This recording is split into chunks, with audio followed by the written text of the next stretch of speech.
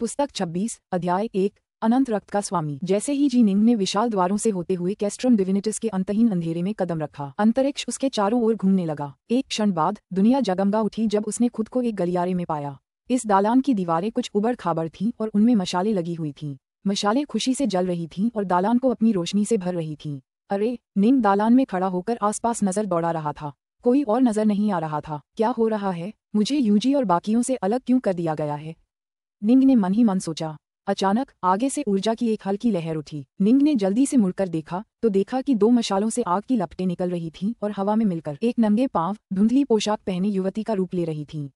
युवती के लंबे, सुंदर हरे बाल थे। हालांकि उसका शरीर पतली धुंधली पोशाक से ढका हुआ था, फिर भी वह पूरी तरह से नग्न थी। मैं कैस्ट्रम डिविनिटस की निर्माण आत्मा हूँ। यह मेरे अवतारों में से एक है, युवती ने कहा। निंग हैरान था, मुझे बाकियों से अलग क्यों कर दिया गया है? संसार ग्राइंडर्स में भाग लेने वाले और जीवित बचे सभी लोगों को सौभाग्य का आशीर्वाद प्राप्त होगा। हालांकि चूंकि आप सभी अलग अलग रास्तों पर चल रहे हैं, इसलिए आपको कर्म के अनूठे अंश दिए जाएंगे। इस प्रकार प्रत्येक व्यक्ति को कैस्ट्रम डिविनिटस के एक अलग हिस्से में टेलीपोर्ट किया गया है। युवती ने कहा, मेरे साथ आओ। निंग आज्ञाकारी भाव से उसके पीछे पीछे चला। दरअसल हर एक व्यक्ति को एक अलग क्षेत्र में भेज दिया गया था। खून से लथपथ युवक अरोयो भी एक खाली दालान में प्रकट हुआ था। उसने अपनी रक्त सी आंखों से दालान को देखा, उनमें अधीरता की एक झलक दिखाई दे रही थी। अचानक एक नंगे पांव, धुंध से ढकी युवती भी उसकी आंखों के सामने प्रकट हुई। मैं कैस्ट्रम डिविनिटस की निर्माण आत्मा हूँ। यह मेरे अवतारों में से एक है। मेरे पीछे आओ, युवती ने कहा। अनंत का दिव्य रक्त कहाँ है? अरोयो ने पूछा। शाश्वत का दिव्य रक्त। युवती ने उसकी ओर देखा, उसके सुंदर चेहरे पर एक अजीब सी मुस्कान थी। हाँ, अनंत रक्त। संसार ग्राइंडर्स पर मेरा प्रदर्शन पांचों में सर्वश्रेष्ठ होना चाहिए था। गोल्डाई गोलेम ने खुद कहा था कि हमारे समूह का प्रदर्शन इतना अच्छा था कि अनंत रक्त मिलना चाहिए, लेकिन इसे पाने के लिए मुझे कैस्ट्रम डिविनिटस में प्रवेश करना होगा। अरोयो ने युवती को देखा, उसकी आंखों में तत्परता का भाव था। मुझे किसी और आशीर्वाद की परवाह नहीं है, मुझे बस अभी अनंत रक्त चाहिए। युवती ने उसकी ओर देखा, फिर धीरे से अपना सिर हिलाया। कोई नहीं है। कोई नहीं? अरोयो दंग रह गया। तुम्हारे लिए तो कोई नहीं। युवती ने शांति से उसकी ओर देखा। तुम क्या कह रहे हो? अरोयो परेशान होने लगा। यह आसान है। सनातन का दिव्य रक्त किसी दूसरे साधक को दिया जाएगा, तुम्हें नहीं। युवती मुस्कुराई। लेकिन हाँ, तुम्हें फिर भी कुछ अच्छे कर्मों का आशीर्वाद मिलेगा। असंभव। अरोयो की आंखें तुरंत गुस्से से लाल हो गईं। वह गुस्से से चिल्लाया, मैं सबसे शक्तिशाली था। बचे हुए 4 विश्व स्तरीय साधकों में से कौन मेरी बराबरी कर सकता है? वह नया कैओस इमोर्टल सुयूजी, बैडलैंड्स कोर्ट का विश्व देवता ड्रैगन बाइंडर, मेरा सेवक फुके, इनमें से कोई भी योग्य नहीं है। डाउलॉर्ड ऑलगॉड एक प्राचीन शक्ति और अविश्वसनीय रूप से अभिमानी व्यक्ति था। वह इतना अन्याय कभी नहीं हो सकता। युवती ने कहा, गुरु ने जो भी परीक्षाएं निर्धारित की, वे सभी पूरी तरह से निष्पक्ष थीं, और परीक्षा का परिणाम यह निकला कि तुम अनंत रक्त प्राप्त करने के योग्य नहीं थीं। अरे! अरोयो क्रोधित और घबराया हुआ था। वह क्रोधित कैसे न होता? वह घबरा कैसे न पाता? उसकी जान तो शाश्वत रक्त पाने पर ही निर्भर थी। उसने और फुकाई ने कोहरे के सागर से कैस्ट्रम डिविनिटस के द्वार तक पहुंचने के लिए भारी कीमत चुकाई थी। दोनों ने अनगिनत खतरों का सामना किया था, लेकिन वे कई बार अपनी जान जोखिम में डालने को तैयार थे क्योंकि उन्हें शाश्वत रक्त की जरूरत थी। यदि उन्होंने अनंत रक्त प्राप्त कर लिया तो उनकी स्थिति तुरंत आसमान छू जाएगी। यदि वे ऐसा नहीं करते तो वे मर जाते। कोई भी उसे नहीं बचा पाएगा, यहाँ तक कि उसके पिता भी उसे नहीं बचा पाएंगे। लेकिन इसका कोई मतलब नहीं था। संसार ग्राइंडर्स पर विजय पाने के बाद वह निश्चित रूप से 5 जीवित विश्व देवताओं में सबसे शक्तिशाली था। उसे पूरा यकीन था कि शाश्वत रक्त उसके हाथों में पड़ेगा, और फिर भी वास्तविकता ने कुछ और ही साबित कर दिया था। वह क्रोधित कैसे न हो? वह घबरा कैसे न जाए? ये कैसे हो सकता है? वह कौन था? विश्व देवता ड्रैगन बाइंडर? बिल्कुल नहीं। वह सिर्फ अपनी दाव सील की वजह से जीत पाया था। फुके, उसने बहुत ही दयनीय ढंग से जीत हासिल की, और वह मुझसे बहुत कमजोर है। मेरा अपना सेवक, उसका प्रदर्शन बिल्कुल भी उल्लेखनीय नहीं था। अरोयो इस मामले पर विचार करता रहा। शायद फ्लिमफेई सुयूजी, मुमकिन है। वह बिल्कुल नई कैओस इमोर्टल है, लेकिन वह डार्कफॉल को मारने में कामयाब रही। ये कहा जा सकता है कि उसने अपनी क्षमता से कहीं ज्यादा मुक्का मारा। क्या ये सुयूजी थी? अरोयो ने अपने सामने खड़ी युवती की ओर देखा। यह एक राज है, युवती बोली। तुम्हें पूछने की जरूरत नहीं है। रुको रुको, कुछ तो गड़बड़ है। डाउलॉर्ड ऑलगॉड बहुत ही घमंडी इंसान था, जबकि सुयूजी बेहद कमजोर है। उसके बचने का एकमात्र कारण वह अजीबोगरीब ताकतवर एल्डर गॉड था। डाउलॉर्ड ऑलगॉड उसे अनंत रक्त कैसे दे सकता था? धिक्कार है, वह उसे देने से पहले उस अजीबोगरीब एल्डर गॉड को दे देता। अचानक अरोयो का चेहरा सफेद पड़ गया। वह विचित्र वृद्ध देवता। अरोयो को अचानक वे शब्द याद आ गए जो 3 आंखों वाले व्यक्ति ने संसार ग्राइंडर्स के मुकदमे से ठीक पहले कहे थे। जहां तक जीवित बचे साधकों की बात है, उनमें से प्रत्येक को थोड़ा थोड़ा भाग्य प्राप्त होगा। जिस साधक का प्रदर्शन सबसे अच्छा होगा, उसे सनातन का दिव्य रक्त प्राप्त करने का अवसर मिलेगा। वह साधक जिसका प्रदर्शन सबसे अच्छा था। ठीक है, शब्द था साधक। विश्व देवता और अराजकता अमर साधक हैं, लेकिन ज्येष्ठ देवता भी साधक हैं। जब अरोयो ने ध्यान से सोचा कि क्या कहा गया था और क्या हुआ था, तो उसे एहसास हुआ कि यह सब बिल्कुल सही बैठता है। ये पूरी तरह से संभव था कि वह असाधारण रूप से शक्तिशाली ज्येष्ठ देवता ही शाश्वत रक्त जीतने वाला था। सर्वश्रेष्ठ प्रदर्शन के संदर्भ में एक बड़े देवता के लिए एक उत्कृष्ट विश्व देवता को मारना, भले ही वह एक छोटी सी चाल से ही क्यों न हो, एक अत्यंत अकल्पनीय उपलब्धि थी। अरोयो ने तो स्वयं एक सर्वोच्च विश्व देवता का वध कर दिया था, जबकि वह स्वयं भी एक सर्वोच्च विश्व देवता थे। ठीक है, अगर हम उस बड़े भगवान को भी ध्यान में रखें तो उस विचित्र वृद्ध देवता के पास अनंत रक्त पाने का मुझसे बेहतर मौका है। अरोयो ने अपने सामने खड़ी युवती को घूरते हुए कहा, वह विचित्र वृद्ध देवता ही था, है ना? मैंने तुमसे कहा था, यह एक राज है। युवती पहले जैसी शांत रही। बस समय बर्बाद मत करो, चूंकि तुम बच गई इसलिए तुम्हें सौभाग्य प्राप्त होगा। मेरे पीछे आओ। कोई जरूरत नहीं, मुझे यह नहीं चाहिए। अरोयो की आंखों में एक ठंडी रोशनी टिमटिमा रही थी। तुम्हें यह नहीं चाहिए? युवती ने भौहें चढ़ाईं। सही है, मैं कैस्ट्रम डिविनिटस को तुरंत छोड़ना चाहता हूँ, अरोयो ने कहा। मुझे उम्मीद है तुम्हें इसका पछतावा नहीं होगा, युवती बोली। ऐसे सौभाग्य का वरदान पाने के लिए तो दूसरे भीख मांगते होंगे। मेरी सलाह है कि तुम कम से कम इसे तो देखो। ऐसा करने के बाद तुम कभी भी जा सकते हो। मुझे इसकी जरूरत नहीं है, अरोयो ने शांति से कहा। अगर हर एक जीवित बचे व्यक्ति को थोड़ा बहुत कर्म भाग्य प्राप्त हो तो ये कितना अच्छा हो सकता है। इसके अलावा जहाँ तक उसका सवाल था, अगर उसे शाश्वत रक्त नहीं मिला तो किसी भी आशीर्वाद का कोई मतलब नहीं था। वह फिर भी मर जाएगा। अगर ऐसी बात है तो मैं तुम्हें जाने दूंगी। युवती ने सिर हिलाया। सुनहरे वस्त्र पहने फुकाई ने अपने सामने खड़ी युवती को घूरा। उसके चेहरे पर एक कुरूपता थी। मुझे पता था, अनंत रक्त किसी और को दिया गया था। यह जरूर अरोयो के हाथ लग गया होगा। नहीं, मेरे पास अभी भी एक मौका है। अगर मैं अरोयो को मार सकता हूँ तो मैं अनंत रक्त भी छीन सकता हूँ। तो क्या हुआ अगर अब वह मुझसे ज्यादा ताकतवर है क्योंकि उसने एक बड़ी सफलता हासिल कर ली है? मैं संसार ग्राइंडर्स के परीक्षण के दौरान अपने ज्यादातर खजानों का इस्तेमाल करने में पूरी तरह असमर्थ रहा। अगर मैं उन सभी का इस्तेमाल करूं तो मैं संसार डाउनलोड स्तर से नीचे के किसी भी व्यक्ति पर हावी हो सकता हूं। सुनहरे वस्त्र पहने युवक की आंखों में एक उन्मत्त भाव था। एक बार जब मैं अरोयो को मार दूंगा तो अनंत रक्त मेरा होगा। मेरे पीछे आओ, युवती ने निर्देश दिया। मुझे किसी आशीर्वाद की जरूरत नहीं है। मैं कैस्ट्रम डिविनिटस को तुरंत छोड़ना चाहता हूँ, सोने के वस्त्र पहने फुकाई ने कहा। तुम तुरंत चले जाना चाहते हो? युवती आश्चर्यचकित हुई। ठीक है, सुनहरे वस्त्र पहने युवक ने सिर हिलाया। कोई पछतावा नहीं? युवती ने पूछा। कोई पछतावा नहीं। फुकाई की आंखों में पागलपन झलक रहा था। उसे एक खाई में धकेल दिया गया था। उसे यकीन था कि अब शाश्वत रक्त अरोयो के हाथों में था। अगर वह उसे नहीं पकड़ पाया तो उसकी मौत निश्चित थी। जिंदा रहने का उसका एक ही रास्ता था कि वह अरोयो को मार डाले, इससे पहले कि वह इस अराजकता भरी दुनिया से निकल जाए। यदि वह ऐसा करने में सक्षम नहीं होता और यदि अरोयो इस अराजकतापूर्ण दुनिया से बच निकलने में सक्षम होता तो उसे रोकने का कोई भी मौका नहीं होता। कितना अजीब है, एक के बाद एक लोग सौभाग्य का आशीर्वाद लेने से इनकार कर रहे हैं और इसके बजाय कैस्ट्रम डिविनिटस को तुरंत छोड़ देना पसंद कर रहे हैं। युवती ने मन ही मन सोचा। एक के बाद एक लोग। फुकाई ये सुनकर दंग रह गया। कौन चला गया? क्या अरोयो था? युवती ने उसकी ओर देखा। यह एक रहस्य है, अरोयो ही होगा। मैं अभी निकलना चाहता हूँ, तुरंत, जितनी जल्दी हो सके। फुकाई घबरा रहा था। जैसी आपकी इच्छा, युवती ने सिर हिलाया। निंग शांति से लेकिन उत्सुकता से उस युवती के पीछे पीछे चल रहा था जो उसके आगे आगे चल रही थी।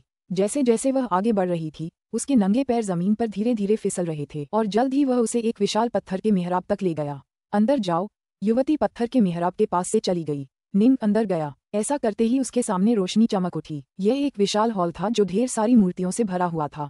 यहाँ हजारों विशाल पत्थर की मूर्तियां होनी चाहिए थीं। निंग ने अपनी नजरों से हॉल को देखा। ये कम से कम 10 किलोमीटर ऊंचा और 100 किलोमीटर व्यास का रहा होगा। यह क्या है? निंग ने देखा कि विशाल हॉल के एक कोने में एक लंबी संकरी मेज रखी थी। मेज के ऊपर एक क्रिस्टलीय ग्लोब था जो सफेद रोशनी से चमक रहा था। पुस्तक 26, अध्याय 2, एओनियन साम्राज्य। युवती के होंठ थोड़े ऊपर की ओर मुड़ गए और वह उत्सुकता से उस ओर देखने लगी। फुश! अचानक कहीं से एक आकृति प्रकट हुई। ये गंजा 3 आंखों वाला आदमी था जो कैस्ट्रम डिविनिटस का पहला संरक्षक और सेनापति था, गोल्डाई गोलेम। निंग को थोड़ा आश्चर्य हुआ जब उसने गोल्डाई गोलेम को प्रकट होते देखा। जी निंग, अनंत का दिव्य रक्त जीतने पर बधाई, गोल्डाई गोलेम ने कहा। क्या तुम मेरा नाम जानते हो? निंग को थोड़ा आश्चर्य हुआ। कैस्ट्रम डिविनिटस के सामने चौक पर विश्व देवता ड्रैगन बाइंडर और अन्य लोगों के साथ बातचीत के दौरान निंग ने अपना नाम कभी नहीं बताया था। उनके मन में होने वाली बातचीत के दौरान उसके नाम का कोई भी जिक्र जरूर आता, जिसके परिणामस्वरूप फुकाई और अरोयो जैसे लोगों को अभी भी पता नहीं था कि निंग वास्तव में कौन था। ऑलगॉड एस्टेट में होने वाली कोई भी घटना मेरी नजरों से बच नहीं सकती, पास खड़ी युवती ने कहा। मैंने काफी समय पहले मायरियर माउंटेन्स से तुम्हारे बारे में सुना था। बस जाओ और देखो, उस क्रिस्टल ग्लोब में शाश्वत रक्त छिपा है। यह मेरे पास क्यों जा रहा है? निंग हैरान था। हालांकि वह काफी प्रसन्न था, फिर भी वह काफी शांत भी था। अधिकांश साधकों के लिए दाओ के बारे में उनकी अंतर्दृष्टि ही सबसे महत्वपूर्ण थी। यही उन्हें साधना के उच्चतर स्तरों तक पहुंचने में सक्षम बनाती थी। जहां तक खजानों का सवाल है, वे गौण महत्व के थे। बाहरी मदद की भी एक सीमा होती है। निंग पहले से ही एक गुरु श्रेणी के विश्वदेवता के बराबर था, लेकिन खजानों की कोई भी मात्रा उसे संसार दावलॉर्ड के बराबर नहीं होने देती थी। एक संसार दावलॉर्ड जो मायावी विद्या में पारंगत था, एक ही नजर में निंग को मायावी दुनिया में डुबो सकता था। निंग इसका विरोध नहीं कर पाता और उसे अपने किसी भी खजाने का इस्तेमाल करने का मौका भी नहीं मिलता। साधना के बहुत निचले स्तर पर होने पर यही होता था। जैसा कि मैंने कहा, गोल्डाई गोलेम ने कहा, संसार ग्राइंडर्स का परीक्षण समाप्त होने के बाद जिस साधक का प्रदर्शन सबसे अच्छा होगा, उसे सनातन का दिव्य रक्त प्राप्त करने का अवसर मिलेगा। आप ही वह साधक थे जिनका प्रदर्शन सबसे अच्छा था। कृषक। निंग ने पलकें झपकाईं, फिर जल्दी से समझ गया। आहा, ठीक है। साधक, विश्व स्तरीय साधक साधक ही होते हैं, लेकिन बड़े देवता और पैतृक अमर भी साधक ही होते हैं। गोल्डाई गोलेम जोर से हंसा। वे दो बच्चे, अरोयो और फुकाई, हम्फ, मैं अनंत रक्त को उन तक कैसे पहुंचा सकता हूं? अरे, निंग हैरान था। ये सब क्या था? अगर तुम न होते तो मास्टर द्वारा इतने सालों पहले बनाए गए नियमों के आधार पर मुझे सचमुच ही इटर्नल ब्लड अरोयो को सौंपना पड़ता। लेकिन चूंकि तुम आए हो, इसलिए मास्टर के नियमों के अनुसार मुझे तुम्हें ब्लड देना ही होगा। गोल्डाई गोलेम ने मेज की ओर इशारा किया। जाओ, इसे खोलो। ठीक है। निंग ने सिर हिलाया और फिर मेज की तरफ चल दिया। वह भी काफी उत्सुक था। अरोयो और फुकाई दोनों के पास बहुत सारा खजाना था, लेकिन वे इस अनंत रक्त को पाने के लिए बेताब थे और कोई भी कीमत चुकाने को तैयार थे। आखिर यह खजाना किस तरह का था? कैस्ट्रम डिविनिटिस और गोल्डाई गोलेम की संरचना आत्मा ने निंग को मेज की ओर बढ़ते हुए देखा और एक दूसरे को देखा। दोनों मुस्कुरा रहे थे। अनंत रक्त। निंग मेज की ओर चला गया और धुंधली रोशनी से चमकते क्रिस्टल बॉल को घूरने लगा। ध्यान से देखने पर उसे पता चला कि वह असल में दो अलग अलग हिस्सों से बना था, एक ऊपरी हिस्सा और एक निचला हिस्सा। निंग ने क्रिस्टल बॉल को पकड़ने के लिए हाथ बढ़ाया और फिर उस पर थोड़ा दबाव डाला।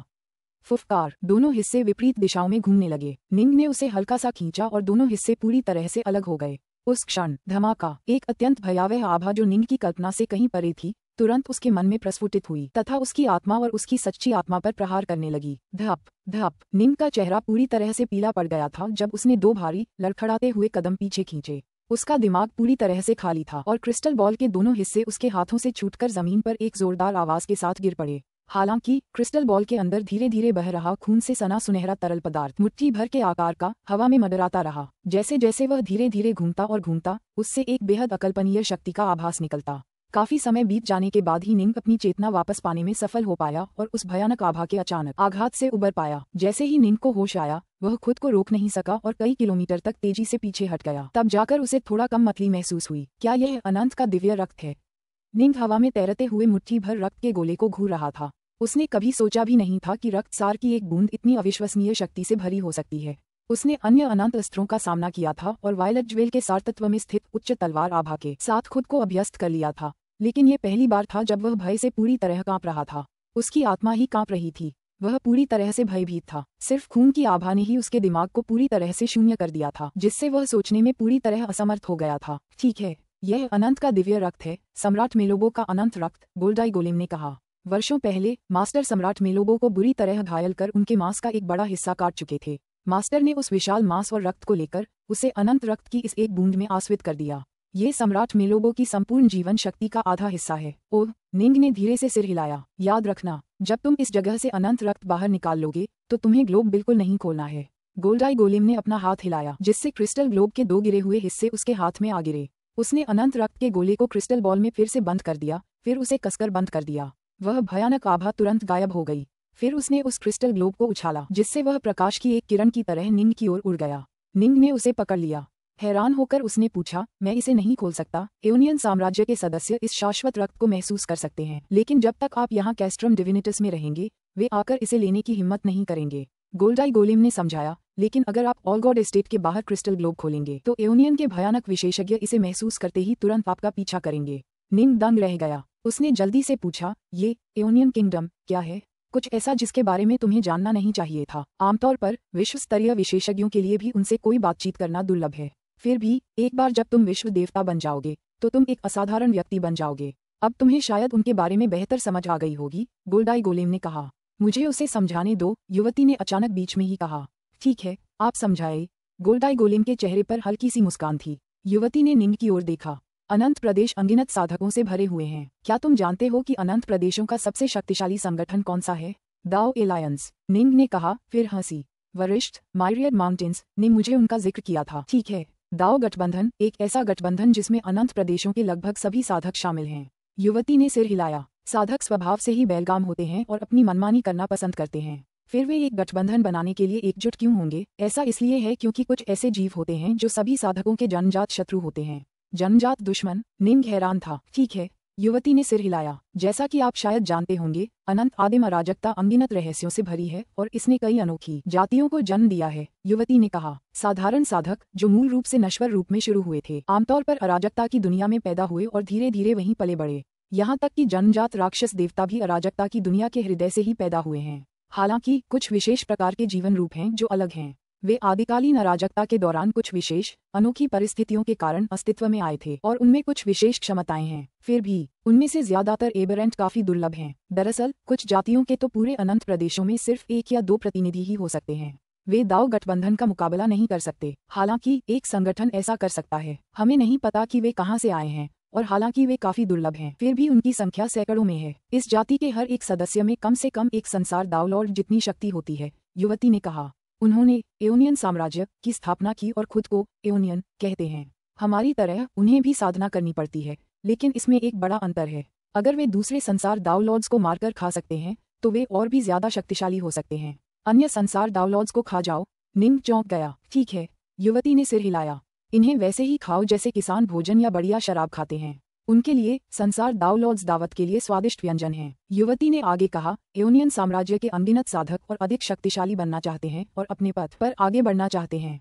हालांकि एओनियन हमें निगलना चाहते हैं, इसलिए हम जन्मजात शत्रु हैं। युवती की निगाहें ठंडी पड़ गईं। मेरे गुरु के दाव साथी को सम्राट मिलोबो ने निगल लिया था, इसीलिए गुरु उसे मारने के लिए इतने उन्मत्त हो गए थे। निंग का दिल कांप उठा। ऐसे जीव कैसे अस्तित्व में आ सकते हैं?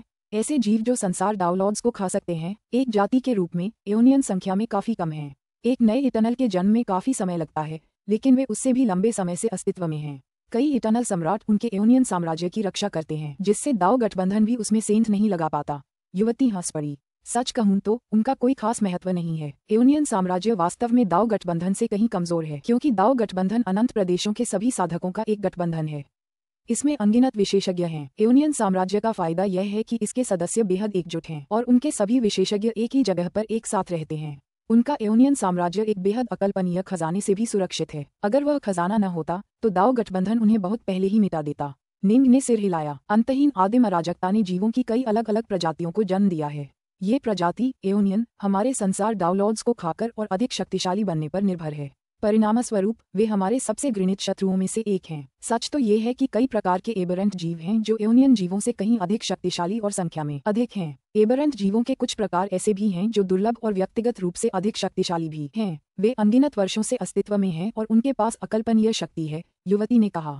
हालांकि सबसे शक्तिशाली संगठन हमेशा दाओ गठबंधन ही रहेगा। दाओ गठबंधन में बहुत अधिक साधक हैं और इसके सदस्य लगभग अनंत हैं। निंग हंसा। ये सच था। बैडलैंड्स क्षेत्र इसका एक आदर्श उदाहरण था। वह कृषकों से भरा हुआ था। निंग ने वहां अन्य प्रकार के जीव कब देखे थे? पुस्तक 26 अध्याय 3 तलवार के दाव में अशिक्षित। जी निंग ने उसके हाथ में क्रिस्टल ग्लोब को देखा, फिर पूछा, तो मैं इस अनंत रक्त का क्या कर सकता हूँ? अनंत रक्त की यह बूंद दाओ गठबंधन के लिए उतनी मूल्यवान नहीं है। ज्यादा से ज्यादा वे इसका इस्तेमाल कुछ खास गोलियों को परिष्कृत करने या कुछ अनोखे कीट जानवरों को पालने के लिए करेंगे, युवती ने कहा। हालांकि यह एओनियंस के लिए अविश्वसनीय रूप से महत्वपूर्ण है। अनंत रक्त की यह बूंद उनकी जाति के किसी भी सदस्य की शक्ति को आसमान छूने के लिए काफी है। आखिरकार ये सम्राट मिलोबो के लगभग आधे महत्वपूर्ण सार का प्रतिनिधित्व करती है। उनके रक्त और मांस का लगभग आधा हिस्सा इस दिव्य रक्त की बूंद के शोधन में इस्तेमाल हुआ था। युवती ने कहा, एओनियंस का कोई भी सदस्य जो ये जान लेगा कि आपके पास ये खून है, वह आपको ढूंढने और मारने की कोशिश करेगा। निंग ने भौहें चढ़ाईं। तो यह उसके काम की नहीं थी, लेकिन एओनियन साम्राज्य इसे पाने के लिए कुछ भी करेगा। फिर भी चिंता मत करो। बैडलैंड्स क्षेत्र दाओ गठबंधन के काफी केंद्रीय क्षेत्रों में से एक है। एओनियन इस क्षेत्र पर अतिक्रमण करने की कभी हिम्मत नहीं करेंगे। ज्यादा से ज्यादा वे अपने कुछ विश्व स्तरीय मोहरे भेजेंगे। युवती ने आगे कहा, सच कहूं तो हम दोनों को शक है कि फुकाई और अरोयो शायद एओनियन के मोहरे हैं। ठीक है, उन्हें अनंत रक्त बहुत ज्यादा चाहिए, बहुत ज्यादा। इसका कोई मतलब नहीं है। गोल्डाई गोलिम ने सहमति जताई। ऑलगॉड एस्टेट में कई दुर्लभ खजाने हैं, लेकिन उन्हें सिर्फ अनंत रक्त की परवाह है। इसके अलावा उन दोनों ने 10 विश्व स्तरीय सेवकों के दस्तों का नेतृत्व किया है। उनके पास ढेरों खजाने हैं और उनके पास अनंत हथियार भी हैं। गोल्डाई गोलिम ने अपना सिर हिलाया। उनके पास इतने सारे खजाने और इतनी असाधारण पृष्ठभूमि है, फिर भी वे अनंत रक्त पर पूरी तरह से आसक्त हैं और इसे पाने के लिए कुछ भी त्यागने को तैयार हैं। ये हमें ये संदेह करने के लिए पर्याप्त से अधिक है कि वे एओनियंस के कुत्ते हैं। निंग ने सिर हिलाया। ठीक है, ज्यादा से ज्यादा वे नौकर ही होंगे, क्योंकि एओनियंस के असली सदस्य अविश्वसनीय रूप से दुर्लभ थे और सभी कम से कम संसार डाउनलॉर्ड स्तर के थे। लेकिन हाँ, मेरे पास बस अपने शक के अलावा और कुछ नहीं है, गोल्डाई गोलेम ने कहा। आखिरकार उन्होंने मास्टर के सभी नियमों का पालन किया और कई खतरनाक इलाकों से गुजरते हुए कैस्ट्रम डिविनिटस के द्वार तक पहुंचे, फिर संसार ग्राइंडर्स के मुकदमे से बच निकले। अगर तुम न होते तो मुझे मजबूरन अरोयो को अनंत रक्त की यह बूंद देनी पड़ती। ठीक है, निंग ने सिर हिलाया। अनंत रक्त की यह बूंद तुम्हारे किसी काम की नहीं होगी। यहाँ से निकलते ही बैडलैंड्स कोर्ट की ओर जल्दी से निकल जाना, गोल्डाई गोलेम ने कहा। डाउलॉर्ड बैडलैंड्स से कहो कि तुम्हें अनंत रक्त की एक बूंद मिली है और तुम उसे दाव एलायंस को बेचना चाहते हो। पास खड़ी युवती ने सहमति में सिर हिलाया। डाउलॉर्ड बैडलैंड्स असाधारण रूप से शक्तिशाली है। हालांकि वह अभी तक डाउमज के कगार तक नहीं पहुंचा है, फिर भी वह अनंत प्रदेशों का एक प्रभावशाली शक्तिशाली डाउलॉर्ड है। कम से कम अंकगणित में वह सभी अनंत प्रदेशों के शीर्ष 3 डाउलॉर्ड्स में से एक हो सकता है।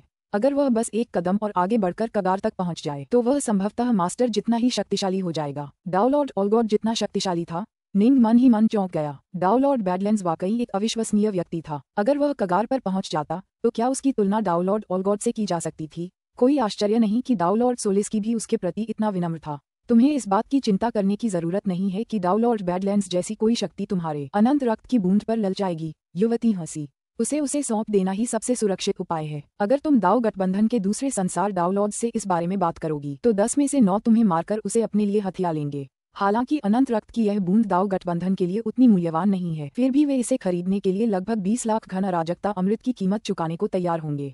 2 लाख घन? निंग तो जैसे दंग रह गया। ये तो मानो स्वर्ग से मन्ना गिर रहा हो। फिर भी धन दौलत और खजाने का उतना महत्व नहीं था। आखिरकार ये सब ताकत के बाहरी स्रोत थे। व्यक्तिगत ताकत ही सबसे ज्यादा मायने रखती थी। एओनियन साम्राज्य शायद 10 मिलियन क्यूब देने को तैयार हो जाएगा।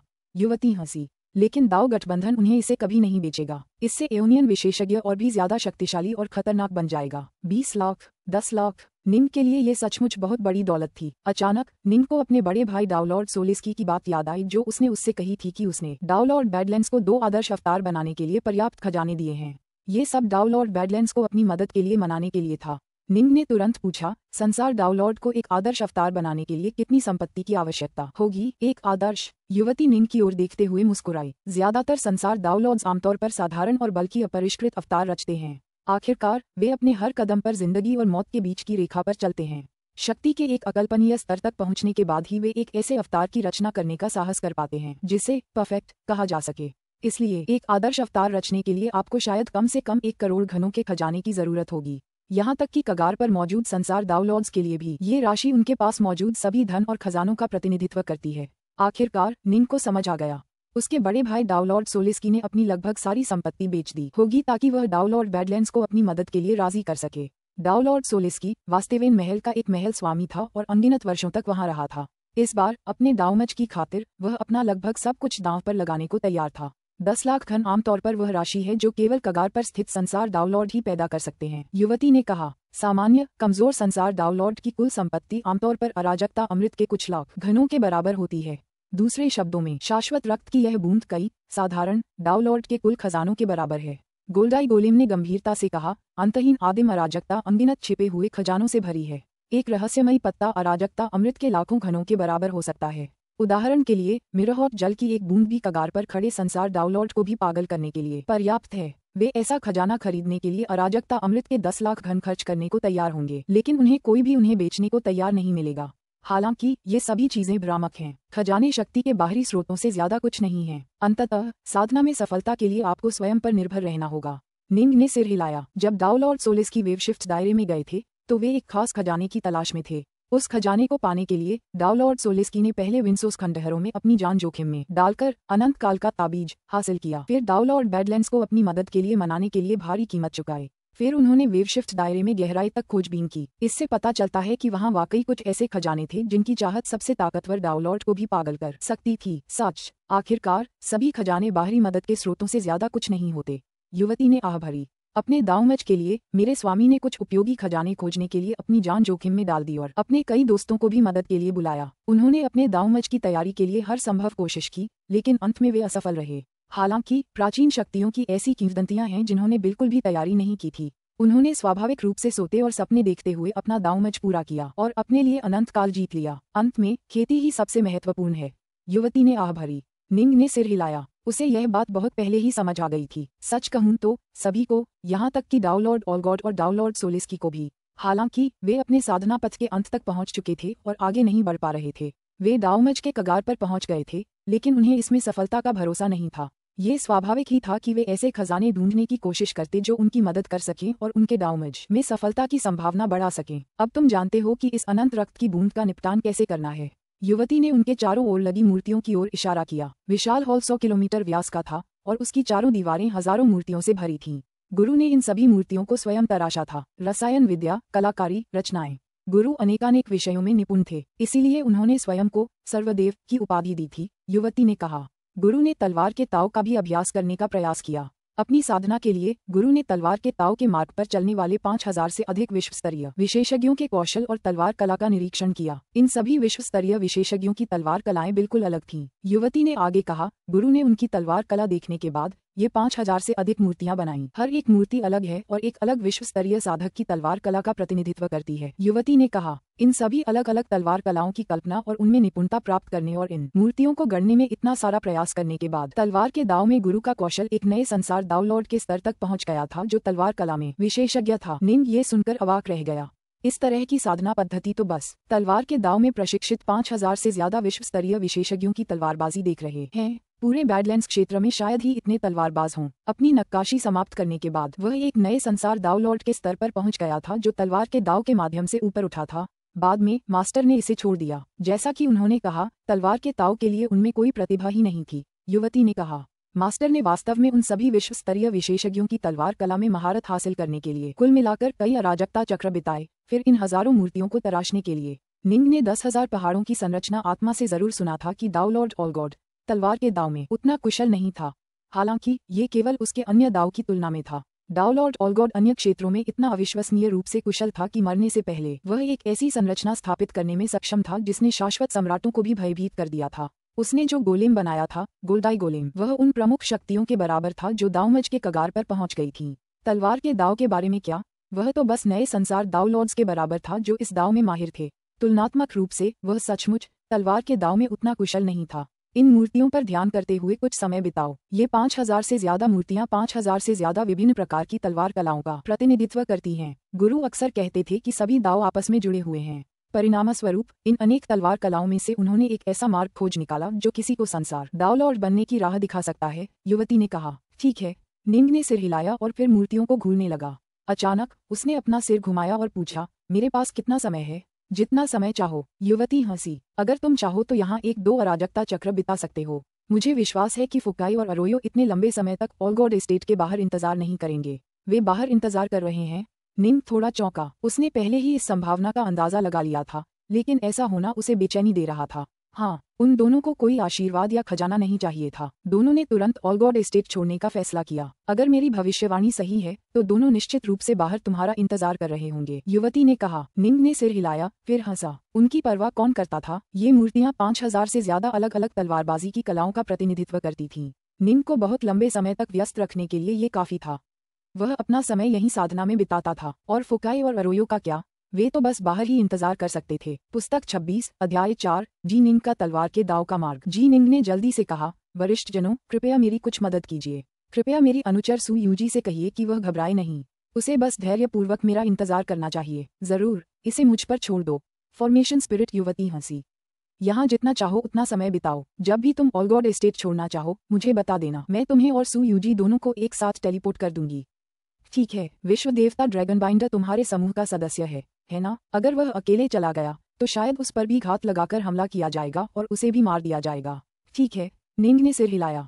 कृपया विश्व देवता ड्रैगन बाइंडर को सु यूजी और मेरे जाने के 10 साल बाद तक इंतजार करने दें। उसके बाद ही वह जाएं। निंग तब तक नहीं जाने वाला था जब तक वह विश्व स्तरीय विशेषज्ञ नहीं बन जाता। तब तक अगर विश्व देवता ड्रैगन बाइंडर भी उनके साथ जुड़ भी जाता तो भी वह उतनी मदद नहीं कर पाता।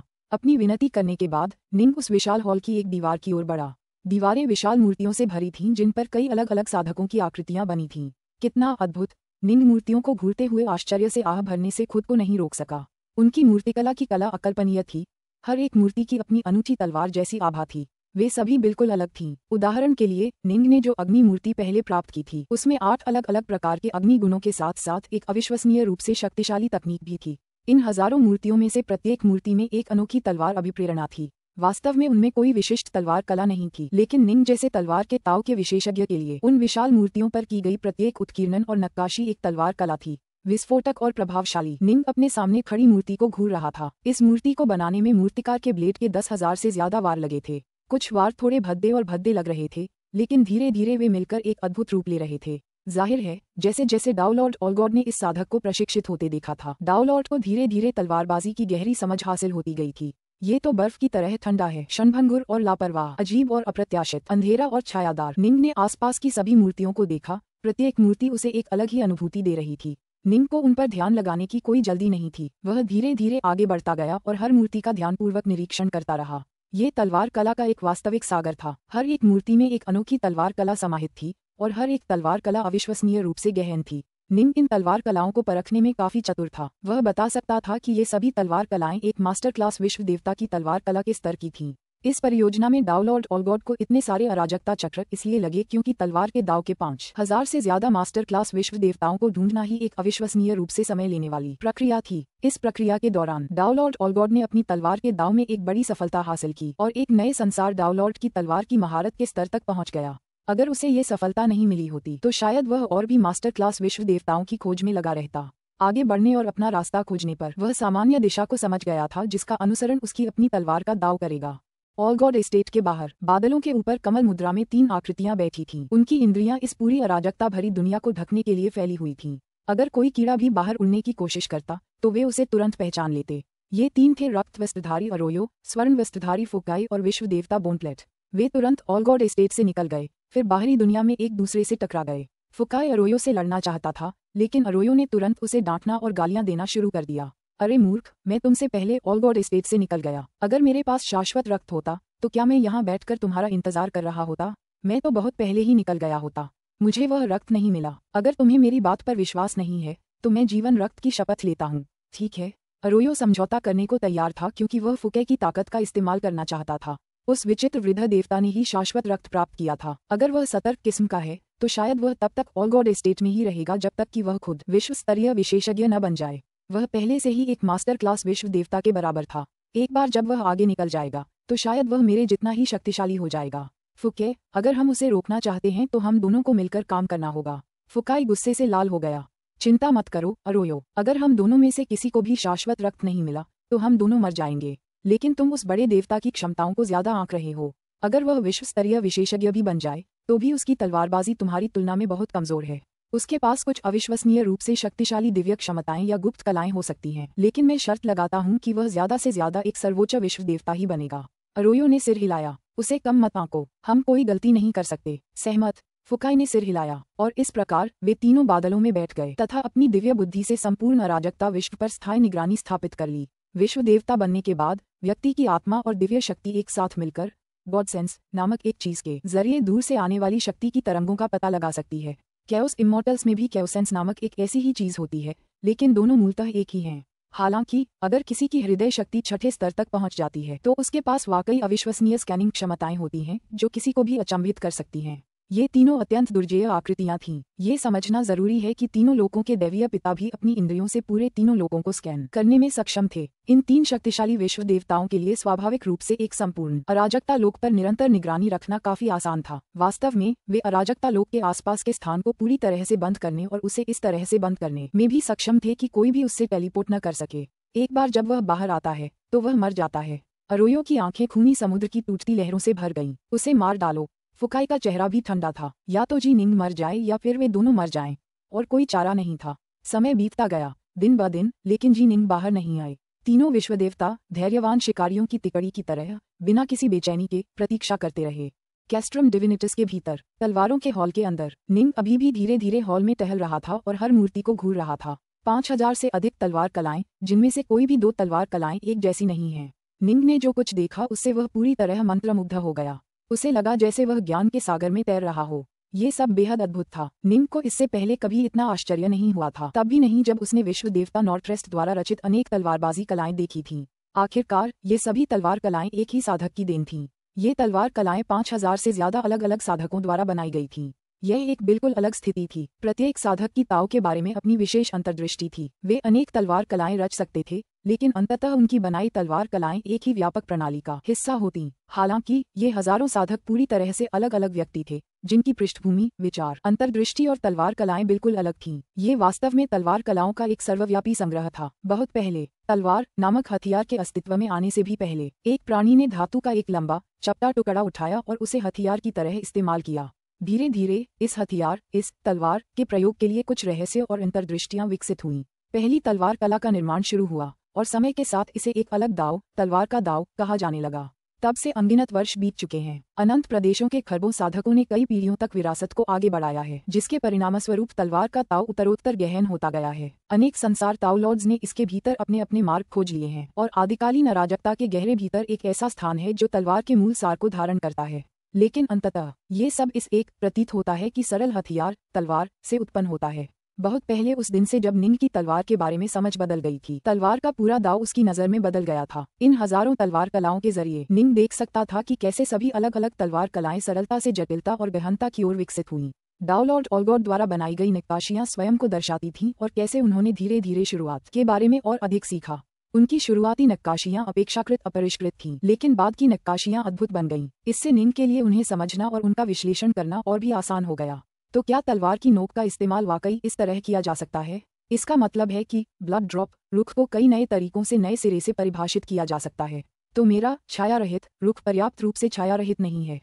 ये रुख ही छाया रहित का असली मतलब है। निंग ने एक के बाद एक तलवार कला को देखा। हर कोई किसी न किसी अलग चीज में माहिर था। कुछ तलवारबाजी तो वाकई कुछ क्षेत्रों में चरम पर पहुंच गई थी और निंग की कल्पनाओं से भी आगे निकल गई थी। उदाहरण के लिए, निंग की ब्लड ड्रॉप मुद्रा को एक बेहद क्रूर और तेज तकनीक कहा जा सकता है, लेकिन इस हॉल में निंग ने कम से कम 100 अलग अलग तलवारबाजी देखी जो वाकई किसी आकाशीय धूमकेतु की गति और शक्ति से प्रहार करती थीं।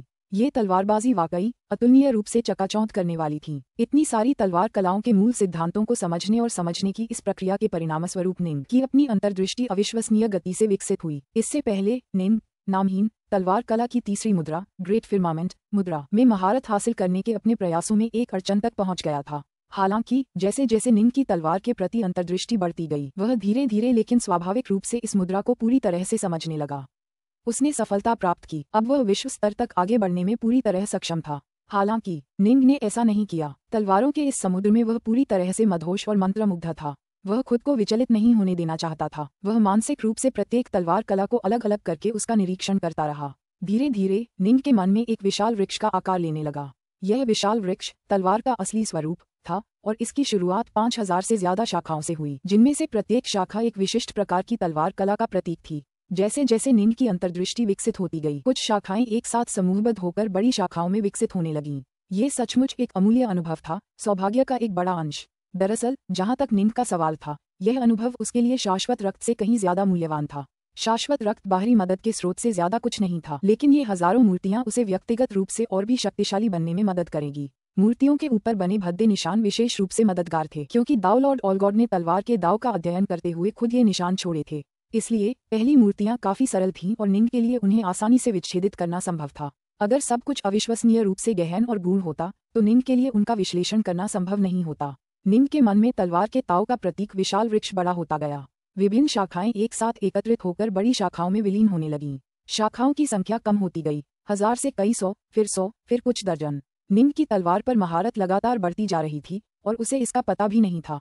पुस्तक 26, अध्याय 5, अनाम तलवार कला का चौथा रोग। समय बीतता गया। लावा की एक उफनती नदी के पास अग्नि वस्त्रधारी एक युवती कमल मुद्रा में बैठी थी। ये ज्वाला परी सुयूजी थी, जो कैस्ट्रम डिविनिटस में अपने कर्म भाग्य पर ध्यान कर रही थी। सुयूजी ने अपने सामने देखा, जहां एक कमल लावा के बिस्तर के भीतर धीरे धीरे घूम रहा था। ये स्थान वास्तव में अग्नि के ताव पर ध्यान करने के इच्छुक किसी भी व्यक्ति के लिए एक धन्य स्थान है। सुयूजी ने थोड़ा सा मुंह बनाया। हालांकि मैं चाहे कितनी भी कोशिश कर लूं, मैं इसमें और कोई सुधार नहीं कर पा रहा हूँ। कैस्ट्रम डिविनिटस की निर्माण आत्मा के अनुसार गुरु भी अभी ध्यान कर रहे हैं। मुझे आश्चर्य है कि उन्हें कितना समय लगेगा। 3000 साल से भी ज्यादा हो गए हैं। सही, सुयूजी 1000 साल से भी अधिक समय से कैस्ट्रम डिविनिटस में थे। अपनी नींव मजबूत करने में थोड़ा समय लगाने के बाद उसने एक साधारण विश्व स्तरीय साधिका की शक्ति प्राप्त कर ली थी। अग्नि के ताव पर ध्यान करने के लिए एक धन्य स्थान। इस स्थान पर लगभग 3000 वर्ष ध्यान करने के बाद सु यूजी एक विशिष्ट विश्व स्तरीय साधिका के बराबर पहुंच गई थी। ये समझना जरूरी है कि हालांकि दाव लॉर्ड ओलगोट तलवार के दाव में कुशल नहीं थे, फिर भी वे बिजली के दाव, अग्नि के दाव और कई अन्य दाव में अविश्वसनीय रूप से प्रतिभाशाली थे। सु यूजी को इस जगह के अनुभव से बहुत लाभ हुआ था। मुझे लगता है मुझे बस इंतजार ही करना होगा। सु यूजी के पास और कोई विकल्प नहीं था। 3000 साल हो गए हैं, लेकिन वह अभी तक बाहर नहीं आया है। अरोयो, फुकाई और बोनप्लेट अभी भी बादलों के ऊपर अपनी स्थिति से चुपचाप पूरे अराजकता जगत पर नजर रख रहे थे। फुकाई के चेहरे पर उदासी छा गई। मुझे लगता है कि इस सनकी बुजुर्ग देवता को कुछ शक है, इसीलिए वह देर करने और ओलगोड एस्टेट में ही रहने पर अड़ा है। हालांकि विश्व देवता बनना कोई आसान काम नहीं है, उसके जैसे सनकी के लिए भी। 3000 साल, ये पूरी तरह मुमकिन है कि वह 30,000 साल या 3 लाख साल बिना कोई सफलता हासिल किए बिता दे। बकवास बंद करो और बस इंतजार करते रहो, अरोयो ने ठंडे स्वर में कहा। दोनों ने बहुत दबाव महसूस किया और इस दबाव के कारण उनके दिलों में हत्या करने की तीव्र इच्छा भर गई। ये सारे कमीने शाश्वत का दिव्य रक्त प्राप्त करना चाहते हैं, लेकिन उनमें से कोई भी व्यक्तिगत रूप से आने की हिम्मत नहीं करता। वे बस हमारे जैसे विश्व स्तरीय विशेषज्ञों को इसके लिए भेजने की हिम्मत करते हैं। फुकाई काफी नाराज था। ठीक है, उन्होंने तो अनंत रक्त प्राप्त करना भी हमारी जागृति परीक्षा का हिस्सा बना दिया है। अरोयो ने सिर हिलाया। ये बैडलैंड्स क्षेत्र है और डाउ लॉर्ड बैडलैंड्स पूरे अनंत क्षेत्रों के सबसे कुशल अंकगणित विशेषज्ञों में से एक है। अगर उन बुजुर्गों में से किसी ने बैडलैंड्स क्षेत्र में घुसने की हिम्मत की तो डाउ लॉर्ड बैडलैंड्स शायद तुरंत ही इसका अनुमान लगा लेगा। ठीक है, फुकाई ने सिर हिलाया। डाउ लॉर्ड बैडलैंड्स वाकई बहुत डरावना इंसान था। अनंत प्रदेश एक अविश्वसनीय रूप से विशाल स्थान था। यहाँ तक कि डाउ लॉर्ड ओलगोड भी ये दावा करने की हिम्मत नहीं कर सकता था कि वह अनंत प्रदेशों का सबसे शक्तिशाली डाउ लॉर्ड है। हालांकि डाउ लॉर्ड बैडलैंड्स को इस पूरे क्षेत्र के शीर्ष 3 अंकशास्त्र विशेषज्ञों में से एक माना जाता था। उसके जैसे अंकशास्त्र विशेषज्ञ बिना अपने घर की सुरक्षा से बाहर निकले ही आसानी से भविष्यवाणी और गणना कर सकते थे कि कब खतरा आने वाला है। एओनियन पूरे दाव गठबंधन के घृणित शत्रु थे। अगर कोई एओनियन इस जगह में प्रवेश करने की हिम्मत करता तो उसके लिए डाउ लॉर्ड बैडलैंड्स की अंकशास्त्रीय भविष्यवाणियों से बचना लगभग असंभव हो जाता। इसके अलावा ये दाव गठबंधन के केंद्रीय क्षेत्रों में से एक था। एक बार एओनियन की उपस्थिति का पता चल गया तो उसके लिए भागने का कोई रास्ता नहीं होगा। यही कारण था कि एओनियन एक जाति के रूप में आमतौर पर दाव गठबंधन के उन भयानक सदस्यों से बचने की कोशिश करते थे जिनकी अंकगणितीय कुशलता उन्हें लगभग सर्वज्ञ बनाती थी। केवल उनकी जाति के वास्तव में भयानक सदस्य ही, जो अपने चरम पर डाउ लॉर्ड ओलगोड के समान थे, ऐसी जगहों पर अतिक्रमण करने का साहस कर सकते थे। खुद को जागृत न कर पाने के लिए हम किसी और को नहीं बल्कि खुद को ही दोषी मानते हैं, फुकाई ने मन ही मन कहा। अगर हम खुद ही सच्चे संसार डाउ लॉर्ड बन पाते, जागृत होकर एओनियन जाति के सच्चे सदस्य बन पाते, तो हमें इस परीक्षा को इस तरह से पास करने के लिए अपनी जान जोखिम में नहीं डालनी पड़ती। हम, अरोयो ने सिर हिलाया। वे दोनों अपनी सफलता के लिए छद्म संसार गोलियों पर भरोसा कर सकते थे, लेकिन अगर उन्होंने ऐसा किया तो भविष्य में किसी भी सफलता की संभावना लगभग न के बराबर होगी। उनके लिए वास्तव में जागृत होने का कोई रास्ता नहीं होगा, न ही उन्हें एओनियन जाति का सदस्य माना जाएगा। उन्हें स्वयं पर निर्भर रहना पड़ा। वैकल्पिक विकल्प ये था कि एओनियन साम्राज्य उन्हें जागृत करने में मदद करे, लेकिन इसके लिए उन्हें एक बहुत बड़ी कीमत चुकानी पड़ती। इसलिए एओनियन साम्राज्य ने उन्हें एक परीक्षा दी थी। उन्हें सम्राट मेलोबो का शाश्वत रक्त वापस लाना था, और अगर वे सफल होते तो एओनियन साम्राज्य उनमें से किसी एक को जागृत करने में मदद करता। शाश्वत रक्त दाव गठबंधन के लिए उतना महत्वपूर्ण नहीं था, लेकिन एओनियन साम्राज्य के लिए यह अविश्वसनीय रूप से महत्वपूर्ण था, इतना कि वे अपने वंशजों में से किसी एक को जागृत करने में मदद करने के लिए आवश्यक कीमत चुकाने को तैयार थे। उनके कई वंशजों ने इस मिशन के लिए हर संभव कोशिश की थी। आखिरकार फुकाई और अरोयो ही थे जो इसे अपने लिए तय करवाने में कामयाब रहे। एओनियन साम्राज्य द्वारा दिए गए आदेशों के अनुसार यदि वे अनंत रक्त प्राप्त करने में सफल हो जाते तो उनकी स्थिति आसमान छू जाती और वे एओनियन जाति के सच्चे सदस्य बनने के लिए जागृत हो जाते। लेकिन अगर वे असफल हो गए तो वे मर जाएंगे। फुके, इतने सालों पहले हमने जो जीवन रक्त की शपथ ली थी, उसके अनुसार जब वह विचित्र वृद्ध देवता प्रकट होगा तो हमें उससे अनंत रक्त छीनने के लिए मिलकर काम करना होगा। एक बार जब हम इसे हासिल कर लेंगे तो हम मरते दम तक लड़ेंगे। जो बचेगा वह अनंत रक्त को एओनियन साम्राज्य वापस ले जाएगा। अरोयो ने फुके की ओर देखा। स्वाभाविक रूप से फुकाई को भी काफी आत्मविश्वास महसूस हुआ। जिंदगी और मौत की असली लड़ाई में वह अपनी हर क्षमता का इस्तेमाल कर सकता था। उसे सचमुच संसार डाउ लॉर्ड स्तर की शक्ति से कम किसी से डर नहीं था। 3000 साल कुछ भी नहीं है। अगर हम 30,000 साल या 3 लाख साल भी इंतजार करें तो भी यह सार्थक होगा। अरोयो की आंखों में एक ठंडी रोशनी चमक उठी। अरोयो और फुकाई बाहर बेसब्री से इंतजार कर रहे थे। अंदर सु यूजी सोच रही थी कि उसे अपने मालिक का कितनी देर इंतजार करना होगा। हालांकि निंग तलवार कला के उस समुद्र में पूरी तरह से डूबा हुआ था। उसने पहले कभी ऐसा अनुभव नहीं किया था। अपने पूरे जीवन में उसने कभी भी अपनी तलवारबाजी कला पर इतना आत्मविश्वास महसूस नहीं किया था। फुश, निंग अचानक हॉल में प्रकट हुआ, फिर चारों दीवारों पर लगी हजारों मूर्तियों को घूरने लगा। हॉल के बिल्कुल बीचों बीच एक विशाल शिवालय के आकार का टॉवर था। ये हेवनगेजर टॉवर ऑफ रेडियंस था। निंग ने लगभग हर दिन का हर मिनट हेवनगेजर टॉवर के भीतर ध्यान करते हुए बिताया था, क्योंकि वह जानता था कि इन हजारों अलग अलग तलवारबाजियों का पूरी तरह से विश्लेषण और उनमें महारत हासिल करने में बहुत लंबा समय लगेगा। स्वाभाविक रूप से वह हेवनगेजर टॉवर की समय संपीड़न क्षमताओं का उपयोग करने वाला था। मैंने आखिरकार हर एक मूर्ति पर ध्यान करना समाप्त कर दिया है और अब मैं अपनी सीमा तक पहुंच गया हूँ। निंग ने अपना हाथ हिलाया और हेवनगेजर टॉवर को एक तरफ रख दिया। निंग असीम जोश और उत्साह से भर गया। आसपास की मूर्तियों को देखते हुए उसने थोड़ा झुककर कहा, धन्यवाद वरिष्ठ ईश्वर। अगर आपने ये सारी तलवारबाजी न इकट्ठी की होती तो मैं निंग आज अचानक ज्ञान कैसे प्राप्त कर पाता। निंग ने आज खुद को अचानक ज्ञान प्राप्त बताते हुए काफी विनम्रता दिखाई। उसने जो कड़ी मेहनत की थी उसमें कोई अचानकता नहीं थी। जैसा कि धरती पर एक कहावत है, तुलना घातक हो सकती है। किसी तलवारबाजी की खूबियां और कमजोरियां क्या थीं, कोई शौकिया इसे देखकर नहीं बता पाएगा। इन तलवारबाजी का पूरी तरह से विश्लेषण करके और ध्यान से इनकी एक दूसरे से तुलना करके ही आपको धीरे धीरे पता चलेगा कि यह तलवारबाजी इस क्षेत्र में तो बेहद गहन थी, लेकिन दूसरे क्षेत्रों में इसमें कुछ खामियां भी थीं। यह मजबूत क्यों था, ये कमजोर क्यों था। उन सभी तलवार कलाओं का विश्लेषण करने के बाद निंग को कुछ मानदंड मिल गए थे जिनके आधार पर वह विभिन्न तलवार कलाओं के गुणों का आकलन कर सकता था। धीरे धीरे उसे तलवार के दाव की गहरी समझ प्राप्त हुई। वास्तव में अब निंग के पास तलवार के दाव का एक संपूर्ण व्यवस्थित दृष्टिकोण था जो केवल उसका था। इन हजारों तलवार कलाओं को कई सामान्य श्रेणियों में विभाजित किया जा सकता है। अंततः निंग ने उन 5000 से ज्यादा तलवार कलाओं को 12 मुख्य श्रेणियों में विभाजित कर दिया। अपने अनुमानों को सही साबित करने के बाद निंग को अचानक ऐसा लगा जैसे उसके सामने एक विशाल परिदृश्य खुल गया हो। उसे लगभग ऐसा लगा जैसे कोई भी तलवार कला उसके लिए इतनी रहस्यमय नहीं थी कि उसे समझ न सके। भले ही कुछ तलवार कलाएं इतनी गहन हों कि वह उन्हें अभी समझ न पाए, लेकिन अगर उसे पर्याप्त समय दिया जाए तो वह उनमें पूरी तरह से निपुण हो जाएगा। यह आत्मविश्वास तब आया जब उसने हजारों तलवार कलाओं की कल्पना पूरी कर ली थी।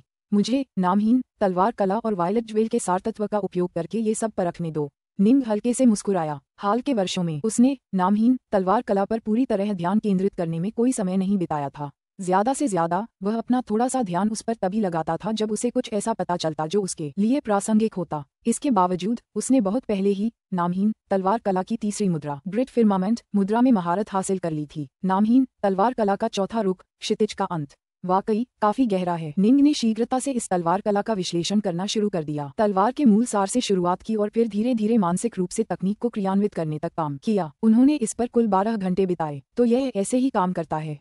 इस तलवार कला के रचयिता सचमुच एक अद्भुत व्यक्तित्व थे। ये चौथा रुख उन हजारों तलवार कलाओं से कहीं ज्यादा गहरा है जिनका मैंने अभी अभी विश्लेषण किया है।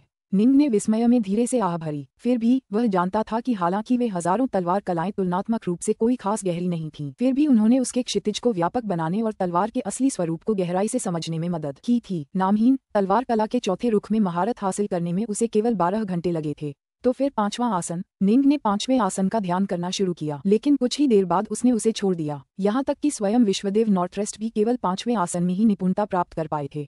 पिछले 3000 वर्षों से मैं एकांत में ध्यान करता रहा हूँ, लेकिन मुझे युद्ध का कोई व्यवहारिक अनुभव नहीं मिला है। वायलेट ज्वेल अचानक निंग के हाथों में आ गई। मुझे लगता है मुझे अपनी तलवार के सारतत्व पर एक नजर डालनी चाहिए। निंग ने खुद को वायलेट ज्वेल के सारतत्व में छिपे क्रूर, जानलेवा, फिर भी उदात्त तलवार इरादे के साथ सावधानी से तालमेल बिठाया। पहले उसके लिए इसके साथ तालमेल बिठाना बेहद मुश्किल था, लेकिन अब ये काफी आसान हो गया था। उसे पूरा एक दिन लग गया, इससे पहले कि उसे लगे कि अब वह इसमें और कोई सुधार नहीं कर सकता या इसे बेहतर ढंग से समझ नहीं सकता। लेकिन जो अंतर्दृष्टि उसे मिली वह काफी थी। जल्द ही निंग ने अपनी तलवारबाजी की एक नई शैली विकसित करनी शुरू कर दी। यह मुद्रा क्विंटेसेंस स्वॉर्ड इंटेंट की दूसरी मुद्रा होगी। चूंकि मैंने इसे यहाँ ऑल गॉड एस्टेट में विकसित किया है, इसलिए इसे ऑल गॉड मुद्रा ही कहा जाए, निंग ने धीरे से कहा। निंग के हृदय में कृतज्ञता का भाव उत्पन्न हुआ। यदि दाव लॉर्ड ऑल गॉड ने मास्टर क्लास विश्व देवताओं को तलवार के दाव में प्रशिक्षित होते देखने में कड़ी मेहनत के कई चक्र खर्च नहीं किए होते, फिर इन हजारों मूर्तियों को बड़ी मेहनत से तराशते हुए निंग इतने कम समय में इतना जबरदस्त ज्ञान कैसे प्राप्त कर पाता। लेकिन जाहिर है ऐसा इसलिए भी था क्योंकि निंग की तलवार के बारे में अपनी समझ शुद्ध थी, जिसने उसे सीधे तलवार के मूल सार तक पहुंचाया। तलवार के दाव के कई और जानकार भी हो सकते थे जिनकी अंतर्दृष्टि निंग से ज्यादा गहरी थी, लेकिन जब उन्होंने इन मूर्तियों को देखा तो शायद उन्होंने कहा होगा, मेरा अपना रास्ता तो है ही, ये मेरे तलवार के दाव से अलग हैं। हाँ, मैंने विश्व देवता बनने के बाद इस जगह को छोड़ने की योजना बनाई थी, लेकिन मुझे उम्मीद नहीं थी कि यह जगह मेरे लिए अनंत रक्त की बूंद से कहीं ज्यादा मूल्यवान होगी। निंग ने दिल खोलकर हंसी। उसने न केवल नामहीन तलवारबाजी की तीसरी मुद्रा में महारत हासिल कर ली थी, बल्कि चौथी मुद्रा में भी महारत हासिल कर ली थी। विश्व देवता बनने के लिए बस तीसरी मुद्रा ही काफी थी। पिछले 3000 वर्ष निंग के लिए सचमुच परिवर्तनकारी समय रहे हैं। उसकी तलवार ने अब सचमुच अपनी आत्मा प्राप्त कर ली थी। उन्होंने भविष्य में तलवार के ताव में एक अद्वितीय विशेषज्ञ बनने के लिए एक मजबूत आधार स्थापित किया था। हम विश्व स्तर पर पहुंचने का समय आ गया है। निम कमल मुद्रा में बैठ गया, अपने दिल और आत्मा को शांत करते हुए। पुस्तक 26 अध्याय 6 सफलता विश्व स्तर। धमाका, आकाश हिल गया और धरती कांप उठी, क्योंकि क्षेत्र में अराजकता की ऊर्जा बेतहाशा दोलन करने लगी। स्वूश स्वूश, कैस्ट्रम डिविनिटस के सामने चौक में अचानक दो आकृतियां प्रकट हुईं। एक गंजा 3 आंखों वाला आदमी और दूसरा गठन आत्मा युवती। दोनों ने अपने सिर ऊपर उठाकर महल की गहराई में देखा। ये कैसी अराजकता ऊर्जा का प्रवाह है, युवती ने आह भरी। यह उससे कहीं ज्यादा अशांति पैदा कर रहा है, जो आमतौर पर तब होती है जब कोई साधक विश्व स्तर तक पहुंचता है। 3 आंखों वाले व्यक्ति ने कहा, आप जीनिंग की तुलना सामान्य विश्व स्तरीय साधकों से नहीं कर सकते। ये समझना जरूरी है कि वे ऑलगॉड एस्टेट के भीतर स्थित थे, फिर भी वे अराजकता ऊर्जा को तेजी से उमड़ते हुए देख पा रहे थे। कोई कल्पना कर सकता था कि बाहर कितना बड़ा उपद्रव था। जब फ्लिमफेई ने अपनी सफलता हासिल की थी, तब उपद्रव बहुत कम था। एक सफलता, यह जरूर वास्तेविन पैलेस की जीनिंग होगी। 10,000 पर्वतों की निर्माण आत्मा सफेद वस्त्र पहने एक पर्वत शिखर पर प्रकट हुई।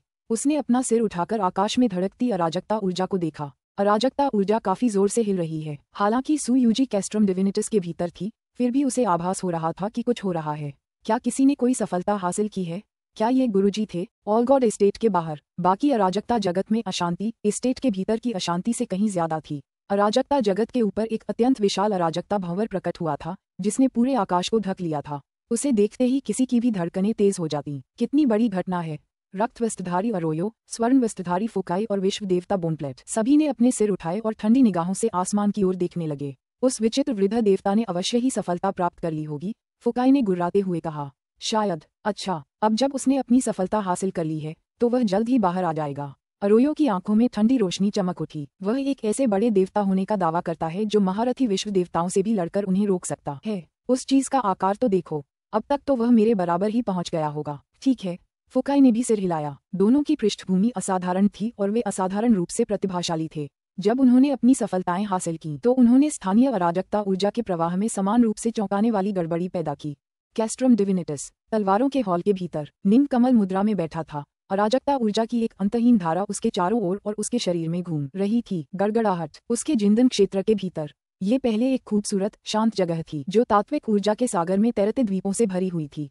हालांकि अब सब कुछ नष्ट हो रहा था और उसी आदिम अराजकता में लौट रहा था जहां से वे आए थे। संपूर्ण जिंदान क्षेत्र पूरी तरह अराजकता के क्षेत्र में तब्दील हो गया था। तलवार बीज। एक बीज अचानक कहीं से प्रकट हो गया था। ये बीज एक तलवार का बीज था, जो तलवार बल के 5वें चरण तलवार देवता चरण तक पहुंचने पर स्वाभाविक रूप से बनता था। सामान्यतः इसे नंगी आंखों से देखना बेहद मुश्किल होता। हालांकि अब जब पूरा क्षेत्र आदिम अराजकता में तब्दील हो चुका था, तो यह अब और भी ज्यादा ध्यान देने योग्य था। अराजकता ऊर्जा का पूरा क्षेत्र तलवार बीज के चारों ओर घूमता था। वह पूरे क्षेत्र का केंद्र था। तलवार शक्ति का 6ठा चरण तलवार जगत। अराजकता की इस दुनिया में एक आवाज गूंज उठी। फुश। तलवार की से घिरा ये बीज फैलने और रूपांतरित होने लगा। ये धीरे धीरे फूटने लगा और इसके खोल से एक पौधा निकलने लगा। जल्द ही तलवार बीज पूरी तरह से एक छोटे से पेड़ में बदल गया, जो अविश्वसनीय गति से बढ़ रहा था। जैसे जैसे निंग ने तलवार के ताव के बारे में अपनी अंतर्दृष्टि इसमें डाली, इसकी कई शाखाएं तेजी से बाहर की ओर फैलने लगी। इसे पोषित किया और इस पेड़ को, जो उसके तलवार के ताव का प्रतीक था, बिना रुके बढ़ने दिया। गड़गड़ाहट। पेड़ अविश्वसनीय गति से बढ़ता रहा और 30 मीटर ऊंचा हो गया।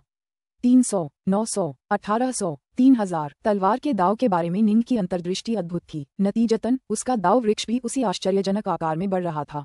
साधारण वृक्ष उस जमीन को स्थिर रखते थे जिस पर उनकी जड़ें जमी होती थीं, जबकि दाव वृक्ष कैओस इम्मोर्टल के जिंदन अराजकता क्षेत्र को स्थिर रखता था। दाव वृक्ष की उपस्थिति जिंदन अराजकता क्षेत्र को निरंतर बढ़ने और फैलने में मदद करती थी। ये दाव वृक्ष एक साधक की दाव के प्रति अंतर्दृष्टि का प्रतिनिधित्व करता है।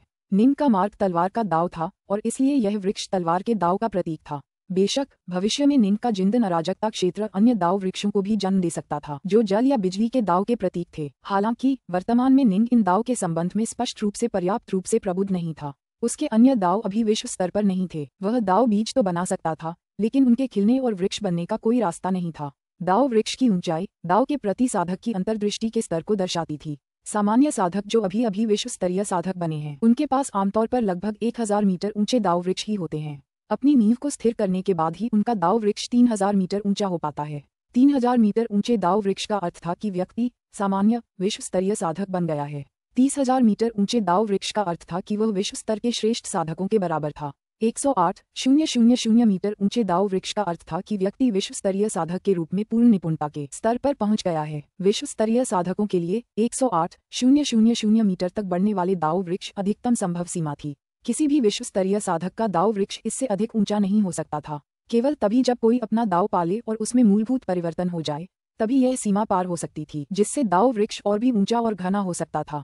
ये संसार दावलॉर्ड का स्तर था। गड़गड़ाहट। ये दाव वृक्ष आदिकालीन अराजकता के इस क्षेत्र में एक विशाल उपस्थिति बन गया और उसमें अधिक से अधिक पत्तियां और शाखाएं उगने लगीं। हर एक शाखा एक अलग तलवार कला का प्रतिनिधित्व करती थी, जिसमें निंग को महारत हासिल थी। चूंकि निंग ने अपनी कई तलवार कलाएं विकसित की थीं और तलवारों के हॉल में हजारों तलवार कलाओं में पारंगत था, इसलिए उसका दाव वृक्ष पत्तों से भरा हुआ था। 15,000 मीटर, 24,000 मीटर, 30,000 मीटर दाव वृक्ष बढ़ता रहा। इसमें तलवार के ताव के बारे में निंग की सारी अंतर्दृष्टि समाहित थी और इसका आधार स्पष्ट रूप से अविश्वसनीय था। जब ये 63,000 मीटर की ऊंचाई पर पहुंचा तो अंततः रुक गया और इसकी ऊंचाई बढ़ना बंद हो गई, लेकिन इसके पत्ते और शाखाएं हर दिशा में फैलती रहीं। इसकी 3 शाखाएं विशेष रूप से मोटी थीं। ये 3 शाखाएं नामहीन तलवार कला, क्विंटेसेंस स्वॉर्ड इंटेंट और ब्राइट मून तलवार कला का प्रतिनिधित्व करती थीं। नामहीन तलवार कला का प्रतिनिधित्व करने वाली शाखा से एक असीम लेकिन शांत तलवार इरादे का पता चलता था। वह शाखा जो सर्वोत्कृष्ट तलवार आशय का प्रतिनिधित्व करती थी, बर्बरता और हिंसा की आभा बिखेर रही थी। जहां तक उस शाखा का प्रश्न है जो ब्राइट मून तलवार कला का प्रतिनिधित्व करती थी, वह स्वयं शून्य की विशालता का प्रतिनिधित्व करती प्रतीत होती थी, जिससे दूसरों के लिए उसे पूरी तरह से समझ पाना असंभव हो जाता था। 63,000 मीटर। ऐसा लगता है कि तलवार के ताव के बारे में मेरी समझ ज्यादातर श्रेष्ठ विश्व स्तरीय साधकों से बेहतर है, लेकिन फिर भी यह पूर्ण निपुणता के स्तर से काफी दूर है। निंग समझ गया था कि साधना में बाद के चरण हमेशा सबसे कठिन होते हैं, फिर भी वह पूर्ण निपुणता के स्तर से ज्यादा दूर नहीं था। दाव के बारे में मेरी अंतर्दृष्टि मास्टर क्लास विश्व देवताओं की अंतर्दृष्टि से कुछ हद तक कम है, लेकिन इससे कोई फर्क नहीं पड़ता कि आपकी अंतर्दृष्टि कितनी गहन है। जो वास्तव में मायने रखता है वह है उन्हें लागू करने की आपकी क्षमता। 2 मास्टर क्लास विश्व देवताओं के लिए तलवार कला का प्रदर्शन करना आम बात थी, जो शक्ति में दुनिया से अलग थे। निंग ने नामहीन तलवार कला के चौथे रुख क्षितिज की धार और साथ ही क्विंटेसेंस स्वॉर्ड इंटेंट के दूसरे रुख ऑल गॉड रुख में भी महारत हासिल कर ली थी। तकनीकी स्तर पर वह फॉगस्टोन के स्टारलॉर्ड या देव सम्राट ब्लैकलोड्स के बराबर था। तकनीक के मामले में ये दोनों लगभग एक दूसरे के बराबर थे। ब्लैकलोड्स की खासियत ये थी कि उसके पास एक शाश्वत हथियार था। Boom boom boom. संपूर्ण अराजकता क्षेत्र तेजी से फैलने लगा तथा बाहरी दुनिया से अधिकाधिक अराजकता ऊर्जा को निगलने लगा। ऐसे समय में प्रथम श्रेणी, द्वितीय श्रेणी या तृतीय श्रेणी के जिंदन का होना अब कोई मायने नहीं रखता। कैओस इमॉर्टल बनने पर सब कुछ उस आदिम अराजकता में लौट जाएगा जहां से सभी चीजें उत्पन्न हुई थीं। सामान्यतः अधिकांश कैओस अमरों का कैओस क्षेत्र एक निश्चित पूर्व निर्धारित आकार का होता है। जैसे जैसे उनकी अंतर्दृष्टि का विस्तार होता है और उनका दाव वृक्ष बढ़ता है, कैओस क्षेत्र भी स्वाभाविक रूप से बढ़ता है। चूंकि निंग ने 17 क्लोनों को एक साथ मिला दिया था, इसलिए उसका हृदय बल और उसके जिंदन क्षेत्र अधिकांश साधकों की तुलना में गुणात्मक रूप से श्रेष्ठ थे, जिसके परिणामस्वरूप एक बड़ा कैओस क्षेत्र बनता था। वह जिस कैओस अमर ऊर्जा का उपयोग कर सकता था, वह भी अधिकांश साधकों की तुलना में अधिक शुद्ध होती। ऐसी तकनीक में प्रशिक्षण लेने से, जिसमें व्यक्ति को कई अलग अलग क्लोन बनाने की अनुमति मिलती है तथा फिर उन्हें एक साथ मिलाने से वह वास्तव में अधिक शक्तिशाली साधक बन जाता है। निंग ने केवल 17 क्लोनों का विलय किया था और इसलिए वह बहुत अधिक शक्तिशाली नहीं बन पाया था। 1000 शरीर सूत्र जैसी तकनीकों से 1000 क्लोन बनाए जा सकते थे। एक बार जब उन सभी क्लोनों को एक साथ मिला दिया जाता तो उनमें से एक को अविश्वसनीय स्तर तक उन्नत किया जा सकता था। जिन लोगों ने 1000 शरीर सूत्र में सफलतापूर्वक प्रशिक्षण लिया था और फिर विश्व देवता बन गए थे, उनके शरीर संसार के डोलॉर्ड्स के शरीरों के समान थे। यह इस बात का प्रमाण था कि यह तकनीक कितनी अविश्वसनीय थी। चूंकि निंग का अपना शरीर केवल 17 अलग अलग क्लोनों से बना था, इसलिए उसका शरीर केवल एक छोटे से स्तर से ही मजबूत हुआ था। फुश। निंग को आभास हो गया था कि उसका पूरा जिंदान क्षेत्र आदिम अराजकता में बदल गया है। उसका दाव वृक्ष 60,000 मीटर से भी ऊंचा था और वह पूरे क्षेत्र को स्थिर रखने में सक्षम था। अराजकता की अमर ऊर्जा की एक बड़ी मात्रा भी आकार ले चुकी थी। यह अद्भुत लगता है। निंग महसूस कर सकता था कि उसकी आत्मा की शक्ति तेजी से बढ़ रही है क्योंकि उसे उसकी कैओस अमर ऊर्जा से पोषण मिल रहा है। मैंने की रिफाइनर के रूप में अपनी सफलता पहले ही हासिल कर ली है। अब फेंट गॉड बॉडी रिफाइनर के रूप में भी सफलता हासिल करने का समय आ गया है। निंग अब इतनी अविश्वसनीय रूप से उच्च स्तर की अंतर्दृष्टि पर था कि वह आसानी से महसूस कर पा रहा था कि उसके शरीर की प्रत्येक कोशिका रूपांतरण और मजबूत बनने की तीव्र इच्छा से भरी हुई थी। धमाका। बाहरी दुनिया में हालात अभी शांत होने ही लगे थे और अराजकता ऊर्जा का प्रवाह आखिरकार स्थिर होने लगा था। अचानक अराजकता ऊर्जा एक बार फिर बेतहाशा धड़कने लगी क्योंकि इसकी एक बड़ी मात्रा ऑल गॉड एस्टेट में खींची जा रही थी। ये है कि अरोयो, फुकाई और बोनप्लेट के चेहरे पर तनाव आ गया। लगता है उसने एक साथ की रिफाइनर और फेंट गॉड बॉडी रिफाइनर के रूप में सफलता हासिल की। अरोयो ने ठंडे स्वर में कहा, कि रिफाइनर्स को आमतौर पर सफलता हासिल करना थोड़ा आसान लगता था, जबकि फेंट गॉड बॉडी रिफाइनर्स को ये थोड़ा मुश्किल लगता था। अरोयो ने खुद पहले कैओस इमॉर्टल बनने की राह पकड़ी थी, फिर विश्व देवता बनने से पहले 10,000 साल और प्रशिक्षण में बिताए। निंग की दाव के बारे में गहरी समझ थी, यही वजह थी कि वह कैओस इमॉर्टल और विश्व देवता दोनों के रूप में आसानी से सफलता हासिल कर पाया। तो क्या हुआ अगर उसने ऐसा किया? उसे तो मरना ही है। फुकाई की आंखों में एक जानलेवा नजर थी। चूंकि जी निंग ने अपनी सफलता हासिल कर ली थी, इसलिए उसका जल्द ही बाहर आना तय था। पुस्तक 26 अध्याय 7 कैस्ट्रम डिविनिटिस को छोड़ना। तलवार की दुनिया को अपना मूल मानते हुए जी निंग ने अपनी दिव्य शक्ति को पुनः ढालना शुरू कर दिया। उसकी दिव्य शक्ति में मौलिक परिवर्तन होने लगा, जिससे वह अस्तित्व के उच्च स्तर पर पहुंच गया। धमाका! निंग का पूरा शरीर अचानक फट गया, फिर एक साथ जमकर 100 रत्नों में बदल गया। ये दिव्य शक्ति से बने रत्न थे, देव रत्न। अराजकता ऊर्जा की एक बाढ़ ने इन रत्नों को घेर लिया, जिससे तेजी से और भी अधिक देव रत्न बनते गए। दाओ वृक्ष अराजकता अमर का मूल था। देव रत्नों ने विश्व देवता का मूल स्वरूप निर्मित किया, लेकिन निश्चित रूप से यदि कोई दोहरी रिफाइनर है तो उसके पास दोनों प्रकार के कोर होंगे। फुसफुस फुसफुस फुसफुस, एक के बाद एक रत्न एक साथ जुड़ते गए। हर रत्न में तलवार के ताव के बारे में पर्याप्त जानकारी होनी जरूरी थी, लेकिन हर रत्न की जानकारी अलग अलग होनी चाहिए थी। इस तरह तलवार के ताव के बारे में आपकी जितनी ज्यादा जानकारी होगी, आप उतने ही ज्यादा रत्न बना पाएंगे। नव आरोही साधक जो आगे बढ़ गए, वे कुछ 100 देव रत्न उत्पन्न करने में सक्षम हो गए। जिन साधकों ने अपनी नींव को स्थिर कर लिया था, उनके पास सामान्यतः 1000 देव रत्न होते थे और वे मानक विश्व देवता होते थे। कुल 10,000 देव रत्न प्राप्त करने पर व्यक्ति एक कुलीन विश्व देवता के स्तर पर पहुंच जाएगा। 36,000 रत्नों पर कोई व्यक्ति विश्व देवता के रूप में पूर्ण निपुणता प्राप्त कर लेता है।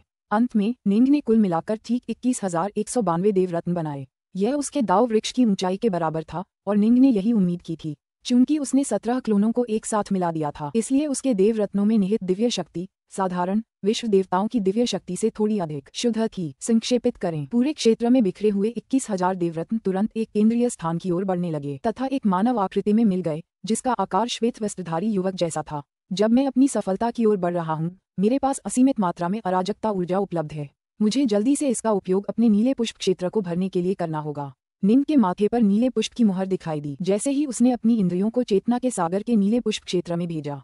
उसकी चेतना के सागर में एक नीला फूल लहरा रहा था। अब वह पहले से भी ज्यादा चमकदार और खूबसूरत लग रहा था। इस नीले फूल के भीतर विशाल नीला पुष्प क्षेत्र था। जैसे ही निंग ने अपनी दिव्य शक्ति और अपनी अमर ऊर्जा उसमें डाली, दोनों ही उस धुंधली ऊर्जा में समाहित हो गईं और परिवर्तित हो गईं। धुंध की शक्ति ने निंग की सांसें रोक दी। अब वह उस समय की तुलना में अथाह रूप से अधिक शक्तिशाली थी जब वह एक ज्येष्ठ देवता था। थोड़ी देर बाद धुंध संघनित होकर एक तरल बूंद बन गई। निंग को अब अपने नीले फूलों वाले क्षेत्र पर हल्का दबाव महसूस हो रहा था। जब वह एक बड़े देवता थे तो वह इस नीले फूल के तरल की अधिकतम 36 बूंदें ही प्रकट कर पाए थे। मुझे आश्चर्य है कि अब मैं कितने प्रकट कर पाऊंगा। निंग ने नीला फूल तरल की अधिक से अधिक बूंदों को संघनित करना जारी रखा। अपनी सारी दिव्य शक्ति और अमर ऊर्जा को नीला फूल क्षेत्र में डालना शुरू कर दिया, क्योंकि वह बाहरी दुनिया की अराजकता ऊर्जा को उग्र रूप से आकर्षित कर रहा था। जब कोई व्यक्ति किसी सफलता को प्राप्त कर रहा होता है तो उसके पास लगभग असीमित मात्रा में अराजकता ऊर्जा को सीधे प्राप्त करने की क्षमता होती है। सफलता प्राप्त करने वाला साधक जितना संभव हो सके उतना ग्रहण कर सकता है। जब वह और अधिक ग्रहण नहीं कर पाता तो स्वाभाविक रूप से सब कुछ समाप्त हो जाता है।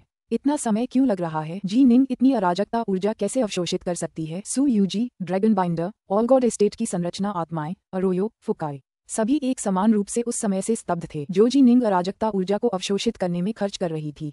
हालांकि उन्हें इस बात का अंदाजा नहीं था कि निंग के शरीर में अराजकता ऊर्जा अभूतपूर्व गति से प्रवेश कर रही थी। निंग ने वास्तव में उनकी कल्पना से कहीं ज्यादा ऊर्जा अवशोषित कर ली थी। 108 बूंदें, यह नई सीमा थी, यानी नीला पुष्प क्षेत्र में धारण की जा सकने वाली नीला पुष्प बूंदों की अधिकतम संख्या। जल की प्रत्येक बूंद में अत्यधिक ऊर्जा निहित थी। निंग को एक बूंद बनाने के लिए अपनी दिव्य शक्ति और अमर ऊर्जा का लगभग पूरा भंडार खर्च करना पड़ा।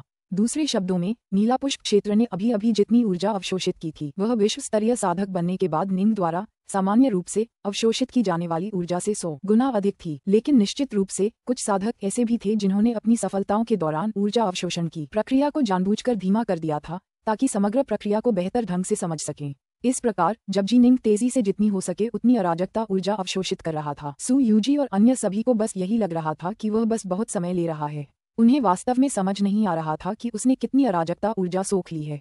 यह एहसास निंग तलवारों के हॉल में खड़ा था, उसके चेहरे पर स्तब्ध भाव था। उसने हल्के से अपनी मुठियां भींच लीं। धमाका! उसे एहसास हुआ कि उसकी उंगलियों में इतनी ताकत है कि वह आसानी से एक अराजकता तारे को चूर चूर कर सकता है। ये तो हास्यास्पद है। यह नीले फूलों वाली धुंध की ऊर्जा इतनी शक्तिशाली कैसे हो सकती है?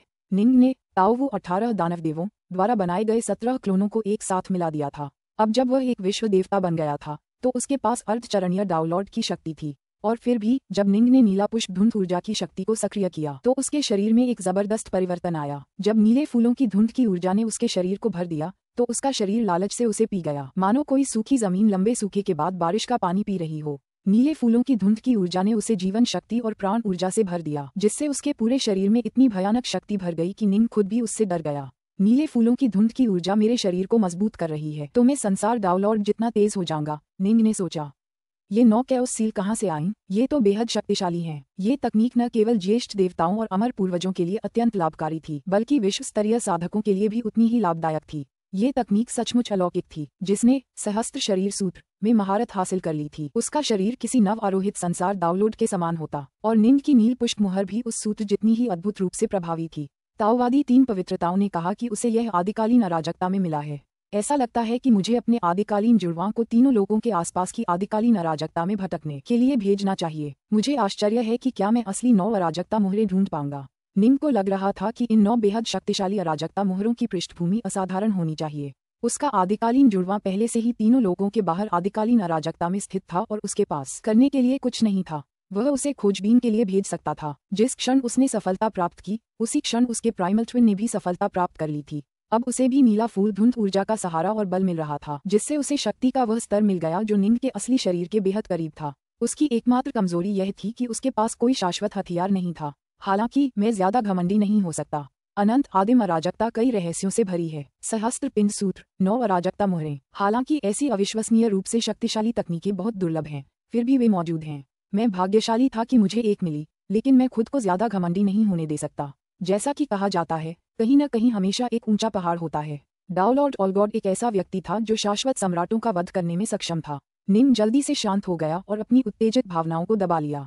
अंतहीन आदिम अराजकता में कई अजीबोगरीब शक्तिशाली आकृतियां थीं। अरे, पूरी एओनियन जाति ने तो अपनी जीविका के लिए संसार डाउलॉर्ड्स को ही खा लिया। जहां तक डाउलॉर्ड बैडलैंड्स की बात है तो वह पूरे अंतहीन प्रदेशों का तीसरा सबसे बड़ा अंकशास्त्र विशेषज्ञ था। वहां अविश्वसनीय शक्ति वाले कई शक्तिशाली व्यक्ति थे। निंग के पास अब थोड़ी शक्ति तो हो सकती थी, लेकिन उनकी तुलना में वह अभी भी घमंडी और अहंकारी व्यवहार करने के योग्य नहीं था। फुफकार, पॉप, लावा का एक कुंड उबल रहा था और उसके बगल में सू यूजी बैठी थी। ज्वाला परी अभी भी इंतजार कर रही थी। मास्टर को तो सफलता मिलनी ही चाहिए थी। उन्हें तो जल्द ही बाहर आना चाहिए था, है ना? सू यूजी बेसब्री से इंतजार कर रही थी। सू यूजी, अचानक एक आकृति प्रकट हुई लावा के ठीक ऊपर।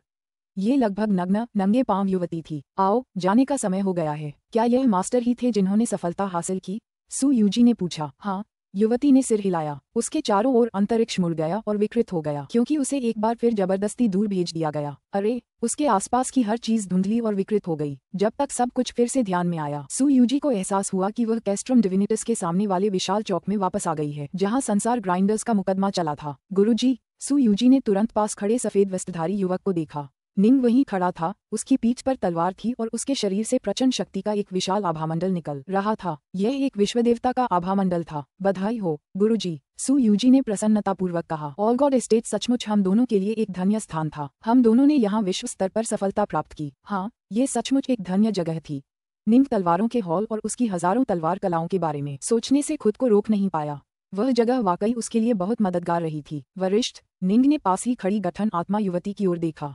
हालांकि गठन आत्मा का कोई साधना आधार नहीं था, फिर भी वह कई संसार डाउनलॉड्स से भी ज्यादा समय तक जीवित रही थी। यहाँ ऑलगॉड एस्टेट में वह शायद ज्यादातर संसार डाउनलॉड्स को आसानी से मिटा सकती थी। उसके लिए उस आत्मा को सम्मानपूर्वक वरिष्ठ कहना ही उचित था। निंग ने कहा, कृपया मुझे और सू यूजी को कोहरे सागर के भीतर मोनोलिथ के ग्रोव में भेज दें। आप पहले कोहरा सागर जाने वाले हैं? युवती हैरान थी। हाँ, निंग ने सिर हिलाया। मुझे लगता है कि तुम कोहरे के सागर में जाकर अपनी नींव मजबूत कर लो। युवती ने सिर हिलाया। आगे बढ़ो। इतना कहकर उसने उंगली हिलाई और जी निंग और सू यूजी के चारों ओर जगह को मोड़ और विकृत कर दिया। ऐसा लगा जैसे उनके चारों ओर एक भंवर बन गया हो जो उन्हें निगल रहा हो और उन्हें गायब कर रहा हो। हर तरफ धुंध छाई हुई थी। ये ऑलगॉड एस्टेट का फॉग सी क्षेत्र था। अचानक एक उजाड़ भूमि से अंतरिक्ष तरंगों की एक श्रृंखला उठी, जिसके बाद जी निंग और सू यूजी कहीं से प्रकट हुए। निंग पास की मिरजनो पेंटिंग से उठती लहरों को साफ महसूस कर सकता था। वह हंसे बिना नहीं रह सका। वह बगबीस्ट अभी भी मोनोलिथ्स के ग्रोव में छिपा है। हजारों साल हो गए हैं, लेकिन वह वहीं छिपा हुआ है।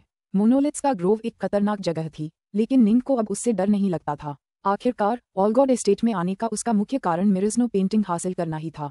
गुरुजी, आपने उस बगबीस्ट को बुरी तरह डरा दिया। अगर विश्व देवता फॉक्सप्लेज और उनके मित्र ने हमें परेशान न किया होता तो बगबीस्ट शायद बहुत पहले ही मर गया होता। उसे पता है कि हमारे पास उसे ढूंढने का एक तरीका है, इसलिए वह ग्रोव छोड़ने को तैयार नहीं है, सू यूजी ने कहा। पुस्तक 26 अध्याय 8 मोनोलिथ के ग्रोव में युद्ध। आओ मोनोलिथ्स के ग्रोव में चलें। जी निंग हंसा और ग्रोव की ओर चलने लगा। क्या हम सचमुच वहां जा रहे हैं गुरु?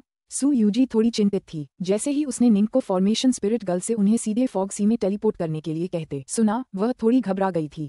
ग्रोव फॉग सी के सबसे खतरनाक हिस्सों में से एक था और सर्वोच्च विश्व देवताओं के पास भी वहां से जिंदा बच निकलने का एक अच्छा मौका ही था। ये वास्तव में एक जानलेवा जगह थी। हाँ, निंग ने सू यूजी की तरफ देखा, फिर मुस्कुराया।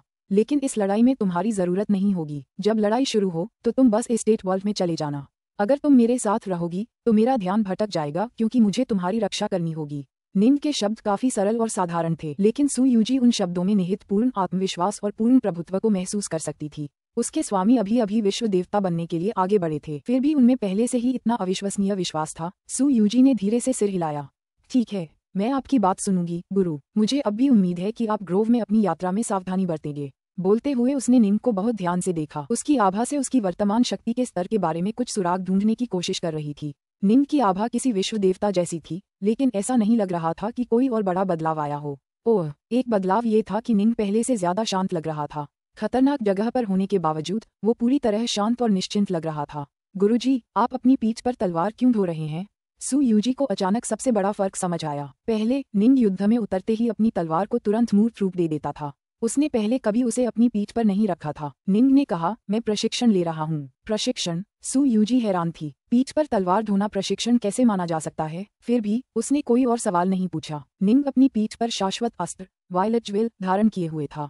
हर समय उसके संपर्क में रहने से वह खुद को बेहतर ढंग से परिचित कर पा रहा था और तलवार के भीतर छिपे सारभूत तलवार अभिप्राय के साथ हर समय तालमेल बिठा पा रहा था। वह हर दिन और हर रात उसके साथ तालमेल बिठाए रहता था। ये समझना होगा कि यदि कोई मनुष्य हर समय अपने साथ एक तलवार रखता है, यहाँ तक कि सोते समय भी उसे पकड़े रहता है, तो वह मनुष्य भी अत्यंत भयानक कृपाण कला विकसित करने में सक्षम हो जाएगा। ऐसी आदतें बहुत जरूरी थीं। निंग हर समय तलवार इरादे के सार से परिचित रहना चाहता था, क्योंकि इससे वह उसे जल्दी समझ पाता। इस समय वायलेट ज्वेल सबसे शक्तिशाली हथियार था जो निंग के पास था। नामहीन तलवार कला का चौथा रुख, क्षितिज का किनारा, क्विंटेसेंस तलवार आशय के दूसरे रुख, ऑल गॉड रुख के समान स्तर का था। अगर निंग इन दोनों रुखों को निभाने के लिए किसी अलग तलवार का इस्तेमाल करता तो वे शक्ति में एक दूसरे के बराबर होते। हालांकि चूंकि ऑल गॉड रुख वायलेट ज्वेल के भीतर मौजूद क्विंटेसेंस तलवार आशय के आधार पर विकसित किया गया था, इसलिए जब निंग वास्तव में वायलेट ज्वेल और उसके क्विंटेसेंस कोर का इस्तेमाल करता तो ये कहीं ज्यादा शक्तिशाली होता। जब निंग ने दोनों रुखों को निभाने के लिए वायलेट ज्वेल का इस्तेमाल किया तो अंतर वास्तव में काफी बड़ा था, क्योंकि ऑल गॉड रुख कई गुना ज्यादा शक्ति प्रदान करने में सक्षम था।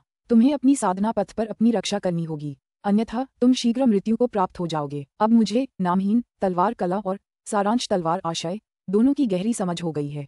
फिलहाल मुझे सारांश तलवार आशय को प्राथमिकता देनी चाहिए। इससे मुझे युद्ध में अभी और अधिक शक्ति प्राप्त होगी। हालांकि निंग यह अनुमान लगा सकता था कि वह कितना शक्तिशाली हो गया है, लेकिन उसे ठीक ठीक पता नहीं था कि वह कितना शक्तिशाली था। केवल युद्ध के माध्यम से ही वह सही मायने में ये पता लगा सकेगा कि वह कितना शक्तिशाली हो गया है। मोनोलिथ का ग्रोव। निंग ने दूर कोहरे से ढके मोनोलिथ की ओर देखा जो जमीन में लगाया गया था। तैयार रहो। ब्लैकसन और वाइल्ड डॉग से भी यही कहो। तुम तीनों को मेरे द्वारा बुलाए जाने के लिए तैयार रहना चाहिए, निंग ने कहा। हाँ गुरुजी। सावधान रहें गुरुजी। सू यूजी के चेहरे पर चिंता के भाव थे। निंग हंसा, फिर हाथ हिलाकर उसे अपनी जमीन जगत में ले गया। फिर वह मुड़ा और अकेले ही मोनोलिथ्स के ग्रोव की ओर चल पड़ा। उसके होठों पर एक हल्की सी मुस्कान थी। मोनोलिथ्स के ग्रोव में विशाल मोनोलिथ लगाए गए थे, कुल मिलाकर 10,000। उनमें से कई के ऊपर शक्तिशाली कीट पतंगे कुंडली मारे बैठे थे। जहां तक निंग का प्रश्न है, वह ग्रोव में ऐसे टहल रहा था मानो वह अपने निजी बगीचे में प्रवेश कर रहा हो। चमकीले लाल पंजों वाला एक पक्षी उस समय निंग से कुछ 100 किलोमीटर दूर एक विशाल मोनोलिथ के शिखर पर कुंडली मारे बैठा था। उस प्राणी की आंखें नींद में बंद थीं और सांस छोड़ते समय बीच बीच में उसके नथुनों से आग की कुछ धाराएं निकल रही थीं और आग की ये धाराएं 100 मीटर के क्षेत्र में घूम रही थीं। जैसे ही निंग उस प्राणी की ओर बढ़ा, उसने महसूस किया कि उसने अपनी आंखें खोल ली हैं। उसकी दोनों आंखों में एक ठंडी जानलेवा नजर थी, क्योंकि वह उस मानव साधक को घूर रहा था जिसने उसके क्षेत्र में अतिक्रमण किया था। एक बाहरी व्यक्ति, उड़ते हुए जानवर ने धीमी आवाज में गुर्राहट की। मर जाऊंगा। उसके काले पंख अचानक फैल गए और वह बिजली की एक चमकदार किरण की तरह आगे बढ़ा, स्वर्गीय दास की सीमाओं से कहीं ज्यादा तेज गति से। ये पक्षी जैसा प्राणी वास्तव में काफी दुर्जेय था, उस मगरमच्छ प्राणी से भी कहीं ज्यादा जिससे निंग ने तलवार की पेंटिंग के लिए लड़ाई लड़ी थी और जिसका पीछा किया था। इस प्राणी में एक विशिष्ट विश्व देवता जैसी शक्ति थी, जिससे उसे अधिकांश बाहरी लोगों से निपटने की अपनी क्षमताओं पर जबरदस्त आत्मविश्वास मिला। अगर उसका सामना किसी अपने से ज्यादा ताकतवर से भी होता तो उसे लगता कि वह ज्यादा से ज्यादा थोड़ा दबा रहेगा। जैसे ही लड़ाई लंबी चली, दूसरे बगबीस्ट जल्द ही आने लगेंगे। तब तक बाहरी साधक को भागने या मरने के बीच चुनाव करना होगा। फ्री पंख वाले जीव के मुंह से एक भद्दी चीख की आवाज निकली जब उसके विशाल चमकीले लाल पंजे निंग की ओर तेजी से बढ़े। उसके काले पंख निंग के सिर की ओर झपटे। निंग बहुत शांत भाव से आगे बढ़ता रहा। वह शांत क्यों न होता, जब वह एक वृद्ध देवता था तब भी उसे ऐसे किसी कीड़े मकोड़े से डर नहीं लगता था, अब तो और भी कम। फुश फुश फुश उन विशाल पंजों से स्थानिक लहरें फैल गईं, जैसे वे हवा को चीर रहे हों और रॉकी के पंजों के बराबर की शक्ति से वार कर रहे हों। अंततः निंग आगे बढ़ गया। स्लैश निंग की बाहें अचानक कई दर्जन मीटर लंबी हो गईं और उसकी उंगलियां किसी धारदार ब्लेड की धार की तरह कट गईं। उसने अपने हाथ से सीधे उस पक्षी के दिमाग में छुरा घोंपा, फिर अपना हाथ वापस खींच लिया। पक्षी के सिर में एक बड़ा सा छेद हो गया था और उसकी खोपड़ी के अंदरूनी हिस्से पूरी तरह से नष्ट हो गए थे। उसकी आंखों से प्राण निकल गए और वह वहीं मर गया। यद्यपि बगबीस्ट का जन्म और पालन पोषण युद्ध के लिए हुआ था और उनके शरीर अविश्वसनीय रूप से शक्तिशाली थे, फिर भी उनकी अपनी कमजोरियां भी थीं। अब उस जीव की बेजान आंखों में अभी भी विस्मय की धुंधली झलक देखी जा सकती थी, क्योंकि उसका शव आसमान से गिर रहा था और धूल का तूफान उठाते हुए वह जमीन पर गिर रहा था। निंग ने उस पर एक नजर डाली। क्षितिज का किनारा। ये सचमुच एक प्राचीन शक्ति द्वारा निर्मित एक दुर्जेय तकनीक है। ये सचमुच दुर्जेय है। निंग मन ही मन इस तकनीक की प्रशंसा किए बिना नहीं रह सका। अभी अभी उसने अपनी उंगलियों से तलवार के वार का अनुकरण किया था।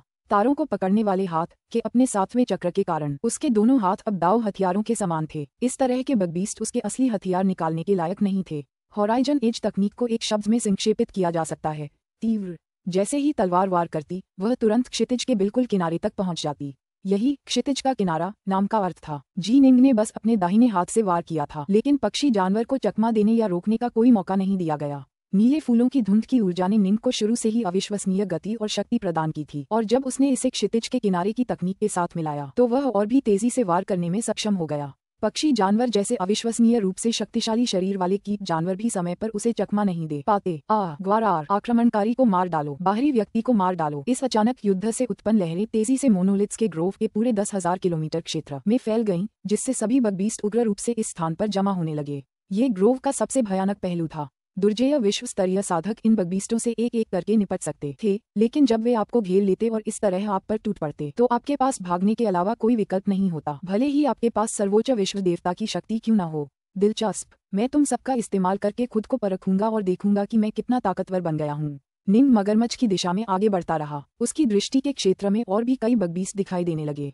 कुछ के विशाल शल्कदार पंख थे, कुछ खंखजूरों की तरह जमीन पर रेंग रहे थे, कुछ हरे पत्तों वाले पौधे जैसे जीव थे, जबकि कुछ लगभग मानव जैसे दिखते थे और जमीन पर दौड़ रहे थे। उन सभी में अविश्वसनीय शक्ति का आभामंडल था, लेकिन उनमें से कोई भी निंग की ओर तुरंत झपटने की जल्दी में नहीं था। इसके बजाय वे उसके आसपास के क्षेत्र में संख्या में इकट्ठा होते रहे।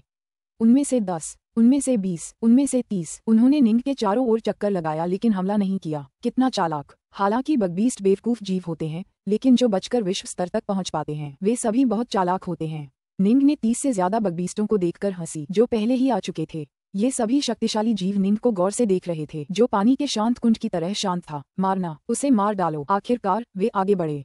अब तक कुल 29 बगबीस्ट आ चुके थे और उनमें से एक विशालकाय मानव जैसा बगबीस्ट था, जिसका पूरा शरीर नुकीले कांटों से ढका हुआ था। जैसे ही उसने एक भयंकर चीख निकाली, बाकी 38 बगबीस्ट तुरंत निंग पर टूट पड़े। निंग बिना हिले डुले वहीं खड़ा रहा और उन 29 कीड़ों को एक साथ उस पर हमला करने दिया। फुश! अचानक निंग ने अपना हाथ आगे बढ़ाया। उसकी हथेलियां आकार में बदल गईं, मानो बेहद विशाल ताड़ के पत्तों के पंखे हों, जिनमें इतनी शक्ति भरी हो कि वे किसी भी अराजकता की दुनिया को आसानी से चकनाचूर कर सकें। जब उसने इन विशाल हथेलियों से प्रहार किया तो मानो आसमान ही धुंधला सा हो गया। निंग की महारत के मौजूदा स्तर पर हर एक प्रहार अकल्पनीय रूप से गहन रहस्यों और अंतर्दृष्टियों से भरा था। उसने अपनी हथेली का जोरदार प्रहार सबसे पहले पहुंचने वाले प्राणी, एक तेज तर्रार 4 पैरों वाले गैंडे जैसे जानवर, के सिर पर मारा। धमाका! 4 पैरों वाले गैंडे का सिर इतना धंसा कि वह गर्दन से होते हुए उसकी छाती में धंस गया। उसकी मौके पर ही मौत हो गई। पुस्तक 26, अध्याय 9। हम फिर मिलेंगे। कई बगबीस्ट जी निंग के चारों ओर झुंड बनाकर इकट्ठा होने लगे। कुछ अपने मुंह से ऊर्जा की धारियां छोड़ रहे थे, जबकि हरी पत्तियों से ढका बगबीस्ट अचानक कई शाखाएं उगाकर नजदीकी लड़ाई की सीमा में घुस गया। ये समझना जरूरी है कि संसार ग्राइंडर्स के परीक्षण के दौरान केवल मास्टर क्लास विश्व देवता ही उन कई कमजोर लेकिन उन्मत्त विश्व स्तरीय स्वर्ण योद्धाओं से सफलतापूर्वक लड़कर उन्हें रोक पाने में सक्षम थे। हालांकि ये बगबीस्ट उन स्वर्ण योद्धाओं से कहीं ज्यादा शक्तिशाली थे और उनकी एक छोटी संख्या वास्तव में मास्टर क्लास विश्व देवताओं के बराबर थी। एक भी बुरा वार आपको जमीन पर गिरा सकता था और आप तुरंत लताओं, शाखाओं, पूंछों और अन्य लचीले हथियारों में उलझ जाते। ऐसा होने के बाद आप मर जाते। स्विश! अचानक एक क्रूर साया तेजी से बाहर आया। निंग की उंगलियां एक कनखजूरे जैसे दिखने वाले कीड़े मकोड़े की खोपड़ी में धंस गईं। वार बहुत तेज था। निंग की उंगलियां हिलते ही दुश्मन की सुरक्षा व्यवस्था को भेदती हुई निकल गईं। धमाका! निंग की हथेलियां अचानक फैलकर विशाल हो गईं और उसने अपनी हथेली की धार से कुल्हाड़ी की तरह जोर से वार किया। उसके वार की ताकत से एक हवा में उड़ने वाला पंखदार कीड़ा जानवर जमीन पर धंस गया और उसका शरीर अनगिनत टुकड़ों में बिखर गया। स्विश! निंग के हाथ लगभग क्रिस्टल जैसे दिख रहे थे जैसे ही वे ब्लेड की रोशनी की धारियों में बदल गए जो सीधे उस क्रूर मानव आकार के प्राणी के सिर को काट रहे थे जो पूरी तरह से कांटों से ढका हुआ था। यह एक नरसंहार था। निंग के दोनों हाथ सामूहिक विनाश के हथियार थे और जितना ज्यादा वह मारता उतना ही ज्यादा उत्तेजित होता। उसने अचानक 3 सिर 6 भुजाएं तकनीक प्रकट की और उन सभी कीड़ों का वध करना शुरू कर दिया जो उसके पास आने की हिम्मत करते थे। पिछले अफरा तफरी के दौर में मैं बहुत अच्छी नींद ले रहा था। तुम सबको इस हमलावर से निपटने में इतना समय क्यों लगा? वह अभी तक मरा क्यों नहीं? दूर से एक कछुए जैसा कीट जानवर धीरे धीरे निंग की ओर उड़ रहा था, लेकिन कुछ ही पल बाद उसकी छोटी छोटी आंखें बड़ी हो गईं और वह अचानक रुक गया। वह देख सकता था कि अब उस इलाके में 80 से ज्यादा कीट जानवर इकट्ठा हो गए थे। इलाका बिखरी हुई लाशों से अटा पड़ा था। आमतौर पर बगबीस्ट दूसरे बगबीस्ट की लाशों को खाना पसंद करते हैं, लेकिन इस समय कोई ऐसा करने के बारे में सोच भी नहीं रहा था। वे सभी लोग इस नरसंहार से भयभीत हो गए थे। 50 से अधिक कीट जानवर मारे जा चुके थे और सफेद वस्त्रधारी तलवारधारी युवक ने युद्ध में अपना पूर्ण प्रभुत्व बनाए रखा तथा और भी अधिक कीटों का वध करता रहा। भाग जाओ! आखिरकार पहला बगबीस्ट अपनी पंक्ति तोड़कर भागने लगा। तभी बाकी बगबीस्टों का डगमगाता मनोबल टूट गया। इतने सारे बगबीस्टों की मौजूदगी के कारण ही उन्होंने लड़ाई जारी रखने की हिम्मत जुटाई थी, लेकिन अब उनका सारा साहस जवाब दे गया और वे हर तरफ भागने लगे। वह बहुत डरावना है। उसने आधे से ज्यादा को मार डाला। कछुआ इतना डर गया कि उसने तुरंत दुम घुमाई और भाग गया। आहा! निंग अचानक एक धुंधलेपन में बदल गया। उसकी गति अविश्वसनीय ऊंचाई पर पहुंच गई क्योंकि उसकी 6 भुजाएं हर दिशा में बेतहाशा प्रहार कर रही थीं। पलक झपकते ही 10 से ज्यादा बगबीस्ट जमीन पर गिरकर मर गए। अंत में निंग को घेरने वाले बगबीस्ट में से केवल 8 ही अपनी जान बचाकर भागने में सफल रहे। निंग हंस पड़ा। यह अच्छा लगा था। उसने उन पर पूरी तरह से कब्जा कर लिया था और उनका नरसंहार कर दिया था। इस प्रक्रिया में उसे अपनी वर्तमान शक्ति का बेहतर अंदाजा हो गया था। संसार ग्राइंडर्स के मुकदमे के दौरान वह उन सुनहरे कवचधारी योद्धाओं को आसानी से हरा पाया था और अब वह इन बगबीस्ट्स को भी उतनी ही आसानी से मार सकता था, जिनमें मास्टर क्लास वाले भी शामिल थे। वे उसके सामने शिशुओं की तरह थे जिन्हें एक हल्के से वार से आसानी से मार दिया जा सकता था। शक्ति का ये स्तर किसी सर्वोच्च विश्व देवता की शक्ति से कहीं बढ़कर था। अगर देव सम्राट ब्लैकलोट्स भी जीवित हो जाए तो भी निंग उसे बिना वायलेट ज्वेल का इस्तेमाल किए आसानी से हरा और मार सकती थी। हर कोई उन बगबीस्ट्स की ताकत के बारे में बात करता रहा, लेकिन मैं उनसे कहीं ज्यादा ताकतवर हूँ। अगर मैं पूरी तरह से सिर्फ अपनी पाश्विक शक्ति पर निर्भर रहूं तो भी मैं संसार डाउलॉर्ड की शक्ति की दहलीज तक पहुंच गया हूं। हालांकि मेरी तलवारबाजी मुझे अपनी असली शक्ति को बेहतर ढंग से प्रकट करने में मदद कर सकती है। निंग इन बगबीस्ट्स को इतनी आसानी से इसलिए मार पाया क्योंकि उसके पास नीले फूलों की धुंधली ऊर्जा थी जो उसे और भी मजबूत बना रही थी और साथ ही एक भयानक रूप से शक्तिशाली दिव्य शरीर भी था।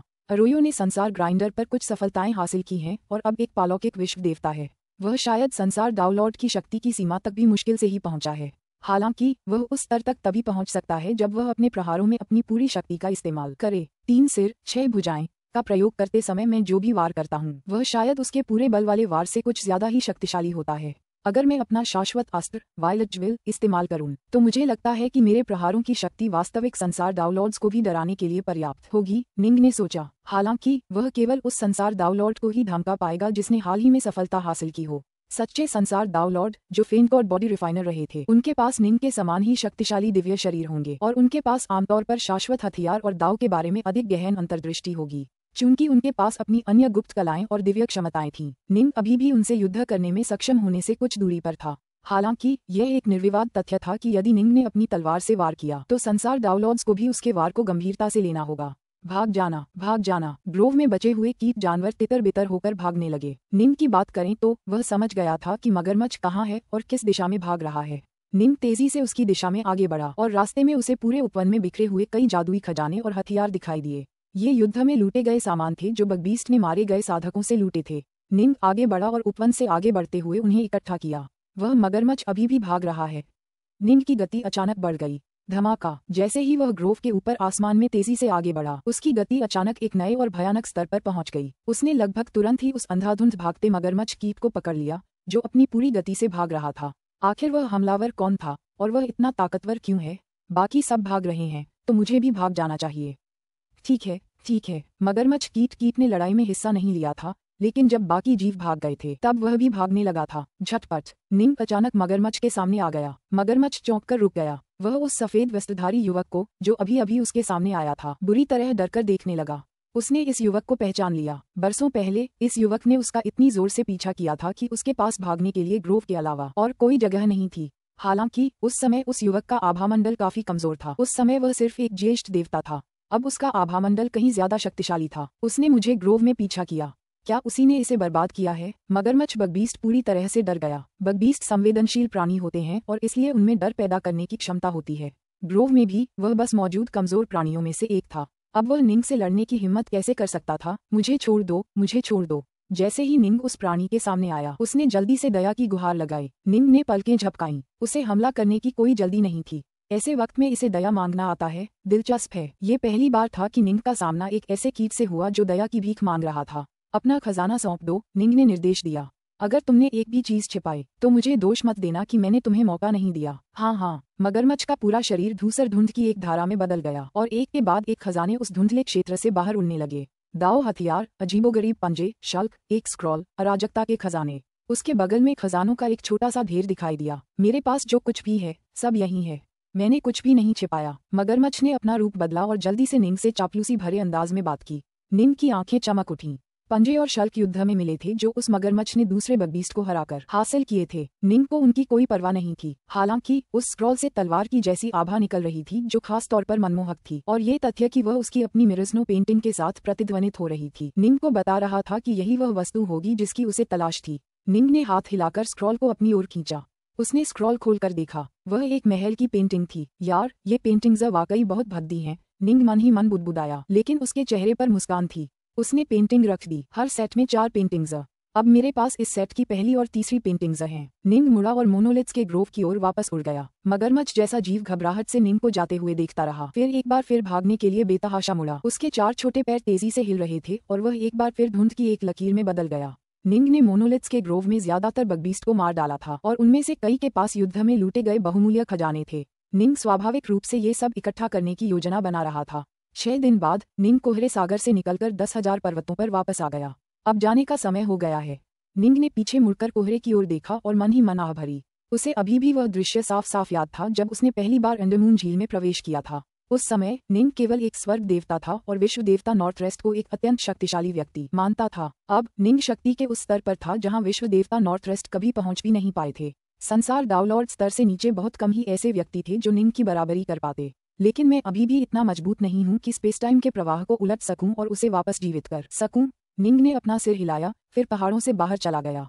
बाहरी दुनिया। आसमान में बादल ऊंचे मंडरा रहे थे। रक्त वस्त्रधारी अरोयो, स्वर्ण वस्त्रधारी फुकाई और विश्वदेव बोनप्लेट बादलों के ऊपर चुपचाप बैठे थे और अपनी दिव्य इंद्रिय से इस पूरी अराजकता भरी दुनिया को लगातार देख रहे थे। उन्होंने अपनी आभा को पूरी तरह दबा दिया था और वे 3 भूखे भेड़ियों जैसे लग रहे थे जो अपने शिकार पर झपटने की तैयारी कर रहे हों।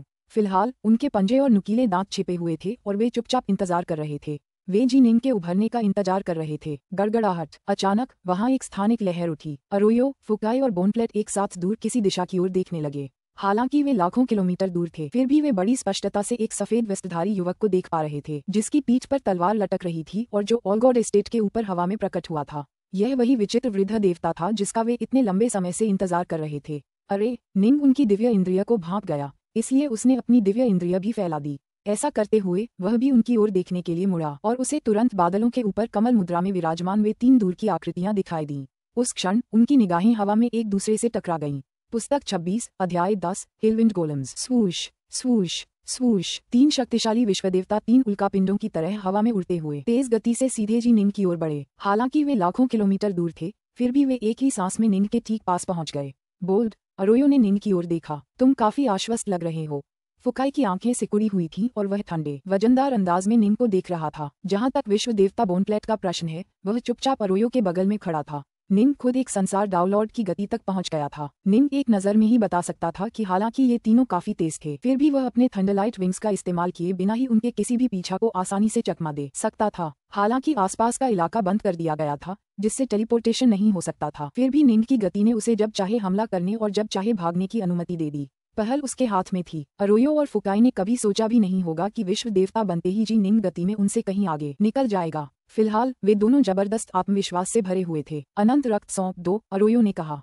हम इसके बदले खजाने का व्यापार करने को तैयार हैं। फुकाई ने भी निंग को गौर से देखा। यह उनकी तय योजना का हिस्सा था। वे पहले जी निंग से स्वेच्छा से अनंत रक्त प्राप्त करने की कोशिश करना चाहते थे। अगर वे उसे लड़ने के बजाय सीधे जी निंग से खरीदकर प्राप्त कर पाते तो यह आदर्श होता। उनके पास ढेरों खजाने थे और उन्हें संसार डाउनलोड स्तर से नीचे किसी से डर नहीं था, लेकिन उन्हें पूरा यकीन नहीं था कि वे जी निंग को मार पाएंगे। यदि जी निंग ने पूरी तरह से भागने पर ध्यान केंद्रित किया तो अरोयो और फुकाई को यकीन नहीं था कि वे उसे पकड़ पाएंगे और उसका रास्ता रोक पाएंगे। लेकिन निश्चित रूप से अगर जी निंग खून सौंपने के लिए तैयार नहीं था तो एकमात्र विकल्प उसे मारना होगा। तुम अनंत रक्त के बदले खजाने का व्यापार करने को तैयार हो? निंग ने उन्हें घूर कर देखा। और तुम्हारे पास देने को क्या है? निंग को इस बात से इनकार करने की जहमत भी नहीं उठा कि उसके पास रक्त है। आखिरकार यहाँ कोई मूर्ख नहीं था, सब सच जानते थे। हमारे पास ऐसे खजाने हैं जिनकी कीमत हजारों घनों के बराबर है। हम इसे तुम्हारे शाश्वत रक्त के बदले में देने को तैयार हैं। तुम्हें इस कीमत से संतुष्ट होना चाहिए। फुकाई ने भौहें चढ़ाईं। आहा, कितना उदार। निंग हंसा। तुम हमें लड़ने के लिए मजबूर कर रहे हो। अरोयो की आंखों में हत्या का भाव गहराने लगा। आखिरकार वे अभी भी विश्व स्तरीय साधक ही थे। हालांकि उनके पास ढेरों खजाने थे, फिर भी उनके लिए हजारों घनों के बराबर का उत्पादन कर पाना पहले से ही काफी प्रभावशाली था। क्या उन्हें अपने शाश्वत हथियार भी सौंपने थे? कोई मूर्ख ही अपने तुरुप के पत्ते जैसे खजाने सौंपने को तैयार होगा। बकवास बंद करो, तुम एओनियन के कुत्तों। निंग का चेहरा ठंडा हो गया जब उसने उन पर चिल्लाया। फुकाई और अरोयो दोनों के चेहरे तनावग्रस्त हो गए। तुम एओनियंस के दौड़ने वाले कुत्ते हो। अरोयो ने तुरंत जवाब दिया। क्या हम एओनियन के सदस्य सिर्फ इसलिए हैं क्योंकि हमें शाश्वत रक्त चाहिए? फुकाई ठंडी हंसी हंसा। ऑलगॉड एस्टेट की निर्माण आत्मा भी ये दावा करने की हिम्मत नहीं करेगी कि हम एओनियन हैं। लेकिन तुम तो बहुत दुस्साहसी हो। इतनी बेतुकी अफवाहें फैलाकर हमें बदनाम करने की तुम्हारी हिम्मत कैसे हुई? उनमें से कोई भी इसे स्वीकार नहीं करेगा, भले ही इसके लिए उन्हें अपनी जान ही क्यों न देनी पड़े। सच्चे एओनियन कम से कम संसार डाउनलोड स्तर की शक्ति के थे और उनकी आभा सामान्य संसार डाउनलोड्स की आभा से बिल्कुल अलग थी। उन्हें एक नज़र में पहचाना जा सकता था। हालांकि सच्चे एओनियन के वंशज और संतानें बिल्कुल सामान्य साधकों की तरह ही दिखती थीं। जब तक वे जागृत नहीं हुए उन्हें पहचानना संभव नहीं था और उनमें कोई खासियत नहीं थी। एओनियन दाव गठबंधन के प्राणघातक शत्रु थे, इसलिए कोई भी एओनियन दास जो दाव गठबंधन के क्षेत्र में प्रवेश करने की हिम्मत करता उसे तुरंत घेर लिया जाता और सभी पक्ष उस पर हमला कर देते जैसे ही यह पुष्टि हो जाती कि वे वास्तव में एओनियन के सेवक हैं। वे सभी साधकों के साझा शत्रु थे। जहां तक डाउनलोड ऑलगॉड की बात है, वह एओनियन से बिल्कुल नफरत करता था। अगर ऑलगॉड एस्टेट के सदस्यों को यकीन हो जाता कि अरोयो और फुकाई एओनियंस हैं तो गोल्डाई गोलेम और अन्य संरचना आत्माएं तुरंत उन पर हमला करके उन्हें मार डालती। हालांकि इसे साबित करने का कोई तरीका न होने के कारण उन्हें डाउनलोड ऑलगॉड द्वारा अपनी मृत्यु से पहले छोड़े गए निर्देशों का पालन करना पड़ा। हम दोनों को बस दूसरों ने इस शाश्वत रक्त को पाने के लिए मजबूर किया था, बस। अरोयो ने ठंडे स्वर में कहा। जल्दी करो और शाश्वत रक्त सौंप दो, वरना आज ही तुम्हारी मौत हो जाएगी। ओह, क्या ऐसा होगा? निंग के हाथों से अचानक रोशनी चमकी और उनके अंदर तेज बर्फीली तलवारें प्रकट हो गईं। ये दाव हथियारों का एक सेट था जो निंग ने मोनोलिथ्स के ग्रोव से हासिल किया था और यह उन कई दाव हथियारों में से एक था जो उसने उस जगह से लूटे थे। दाव हथियारों के इस सेट में कुल 6 तलवारें शामिल थीं, जिनमें से प्रत्येक एक उच्च श्रेणी का दाव हथियार था। ये तलवारें अविश्वसनीय रूप से तीक्ष्ण थीं और जल के दाव साधकों के लिए बिल्कुल उपयुक्त थीं। ये सभी तलवारें मानो बर्फ से बनी हों और इसलिए निंग ने इन्हें फ्रॉस्टिस तलवारें नाम देने का फैसला किया था। निंग का मानना था कि ये 6 फ्रॉस्टिस तलवारें संभवतः विश्व स्तरीय साधकों के हथियार थे। निंग को ग्रोव में मिले दाव हथियारों में से ये 6 तलवारें ही वो खजाना थीं जो निंग को सबसे ज्यादा पसंद थीं। आखिरकार कोई भी ऐसा नहीं होगा जो निंग को अपना शाश्वत हथियार इस्तेमाल करने के लिए मजबूर करे। दूसरी ओर निंग इतना घमंडी भी नहीं था कि अरोयो और फुकाई से नंगे हाथों लड़ने की कोशिश करे। अरोयो और फुकाई के चेहरे भी तुरंत ठंडे और निषेधात्मक हो गए। मार डालो। अरोयो की आंखों में एक भयंकर रोशनी चमक उठी क्योंकि उसके चारों ओर 18 सुनहरे गोलेम प्रकट हुए, जिनमें से प्रत्येक से अविश्वसनीय शक्ति की आभा निकल रही थी। उसे मार डालो। अरोयो दहाड़ा। मारना, मारना। 18 सुनहरे गोलेम अचानक एक विशाल काले सफेद बवंडर में बदल गए जो निंग की ओर अविश्वसनीय गति से बढ़ रहा था। इस विशाल काले सफेद बवंडर ने आसपास के क्षेत्र में तरह तरह की अजीबोगरीब घटनाएं पैदा करनी शुरू कर दी। वास्तव में उनमें से 18 थे। निंग थोड़ा चौंका क्योंकि अरोयो ने संसार ग्राइंडर्स में लड़ते समय केवल 9 गोलेम का ही इस्तेमाल किया था। अब ये स्पष्ट था कि अरोयो उस समय परीक्षणों के नियमों से सीमित था। वास्तव में कुल 18 गोलेम थे, उनमें से 9 यांग संरेखित और 9 यिन संरेखित। जब वे एक साथ जुड़ते थे तो वे आसपास के अंतरिक्ष के ढांचे में जबरदस्त उथल पुथल मचा सकते थे। इसके अलावा प्रत्येक गोलेम में एक उत्कृष्ट विश्व देवता की शक्ति थी। एक साथ मिलकर एक संरचना बनाने पर वे और भी शक्तिशाली हो जाते थे और उनमें से प्रत्येक में एक सर्वोच्च विश्व देवता की शक्ति के लगभग बराबर शक्ति होती थी। जब वे सभी 18 एक साथ लड़ेंगे तो वे आसानी से अधिकांश सर्वोच्च विश्व देवताओं को मारने में सक्षम होंगे। पिताजी ने मुझे हेलविंड गोलम्स का ये सेट प्रदान किया है। ये संसार डाउनलॉर्ड स्तर की शक्ति से नीचे के किसी भी व्यक्ति के विरुद्ध अजेय हैं। हालांकि मैं सर्वोच्च विश्व देवता स्तर की शक्ति को पार कर चुका हूँ, फिर भी इन हेलविंड गोलम्स से लड़ना मेरे लिए काफी कठिन होगा। अरोयो को अपने गोलम्स पर पूरा भरोसा था। सावधान, फुकाई अचानक जोर से चिल्लाया। क्या? अरोयो पीला पड़ गया। निंग ने 6 भुजाएं प्रकट की थीं और उनमें से 6 फ्रॉस्टिस तलवारें चला रहा था। वह एक सफेद धुंध में बदल गया और उन 18 सुनहरे गोलेमों के घेरे से आसानी से बाहर निकलने में कामयाब रहा, फिर सीधे अरोयो की ओर बढ़ा जो उसके सबसे नजदीक था। ऐसा करते हुए उसकी 2 गोलेमों से टक्कर हुई और दोनों ही पीछे की ओर उड़कर गिर पड़े। निंग की आंखों में तलवार और हत्या का भयानक इरादा भरा हुआ था। अरोयो ने अपने हाथों में वे 2 विशाल कटारें पकड़ी। उसके चेहरे पर एक गहरी मुस्कान थी। क्या अद्भुत तलवारबाजी है। उसे मानना पड़ा कि जटिलता के मामले में उसकी कृपाणबाजी जी निंग की तलवारबाजी से कमतर थी। फिर भी ये बात समझ में आती थी। तलवारें शुरू से ही कृपाणों से ज्यादा फुर्तीली और चुस्त हथियार थीं।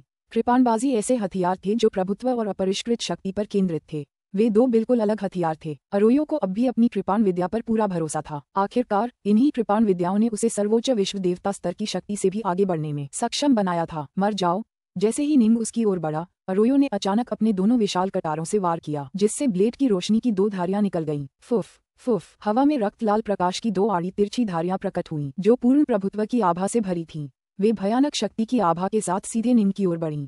16 रुक। आसमान में अचानक एक ब्लैक होल प्रकट हुआ और कृपाण प्रकाश की वे दोनों भयावह धारियां ब्लैक होल में खींच ली गईं। ब्लैक होल की शक्ति ने दोनों हमलों को पूरी तरह से तितर बितर कर दिया।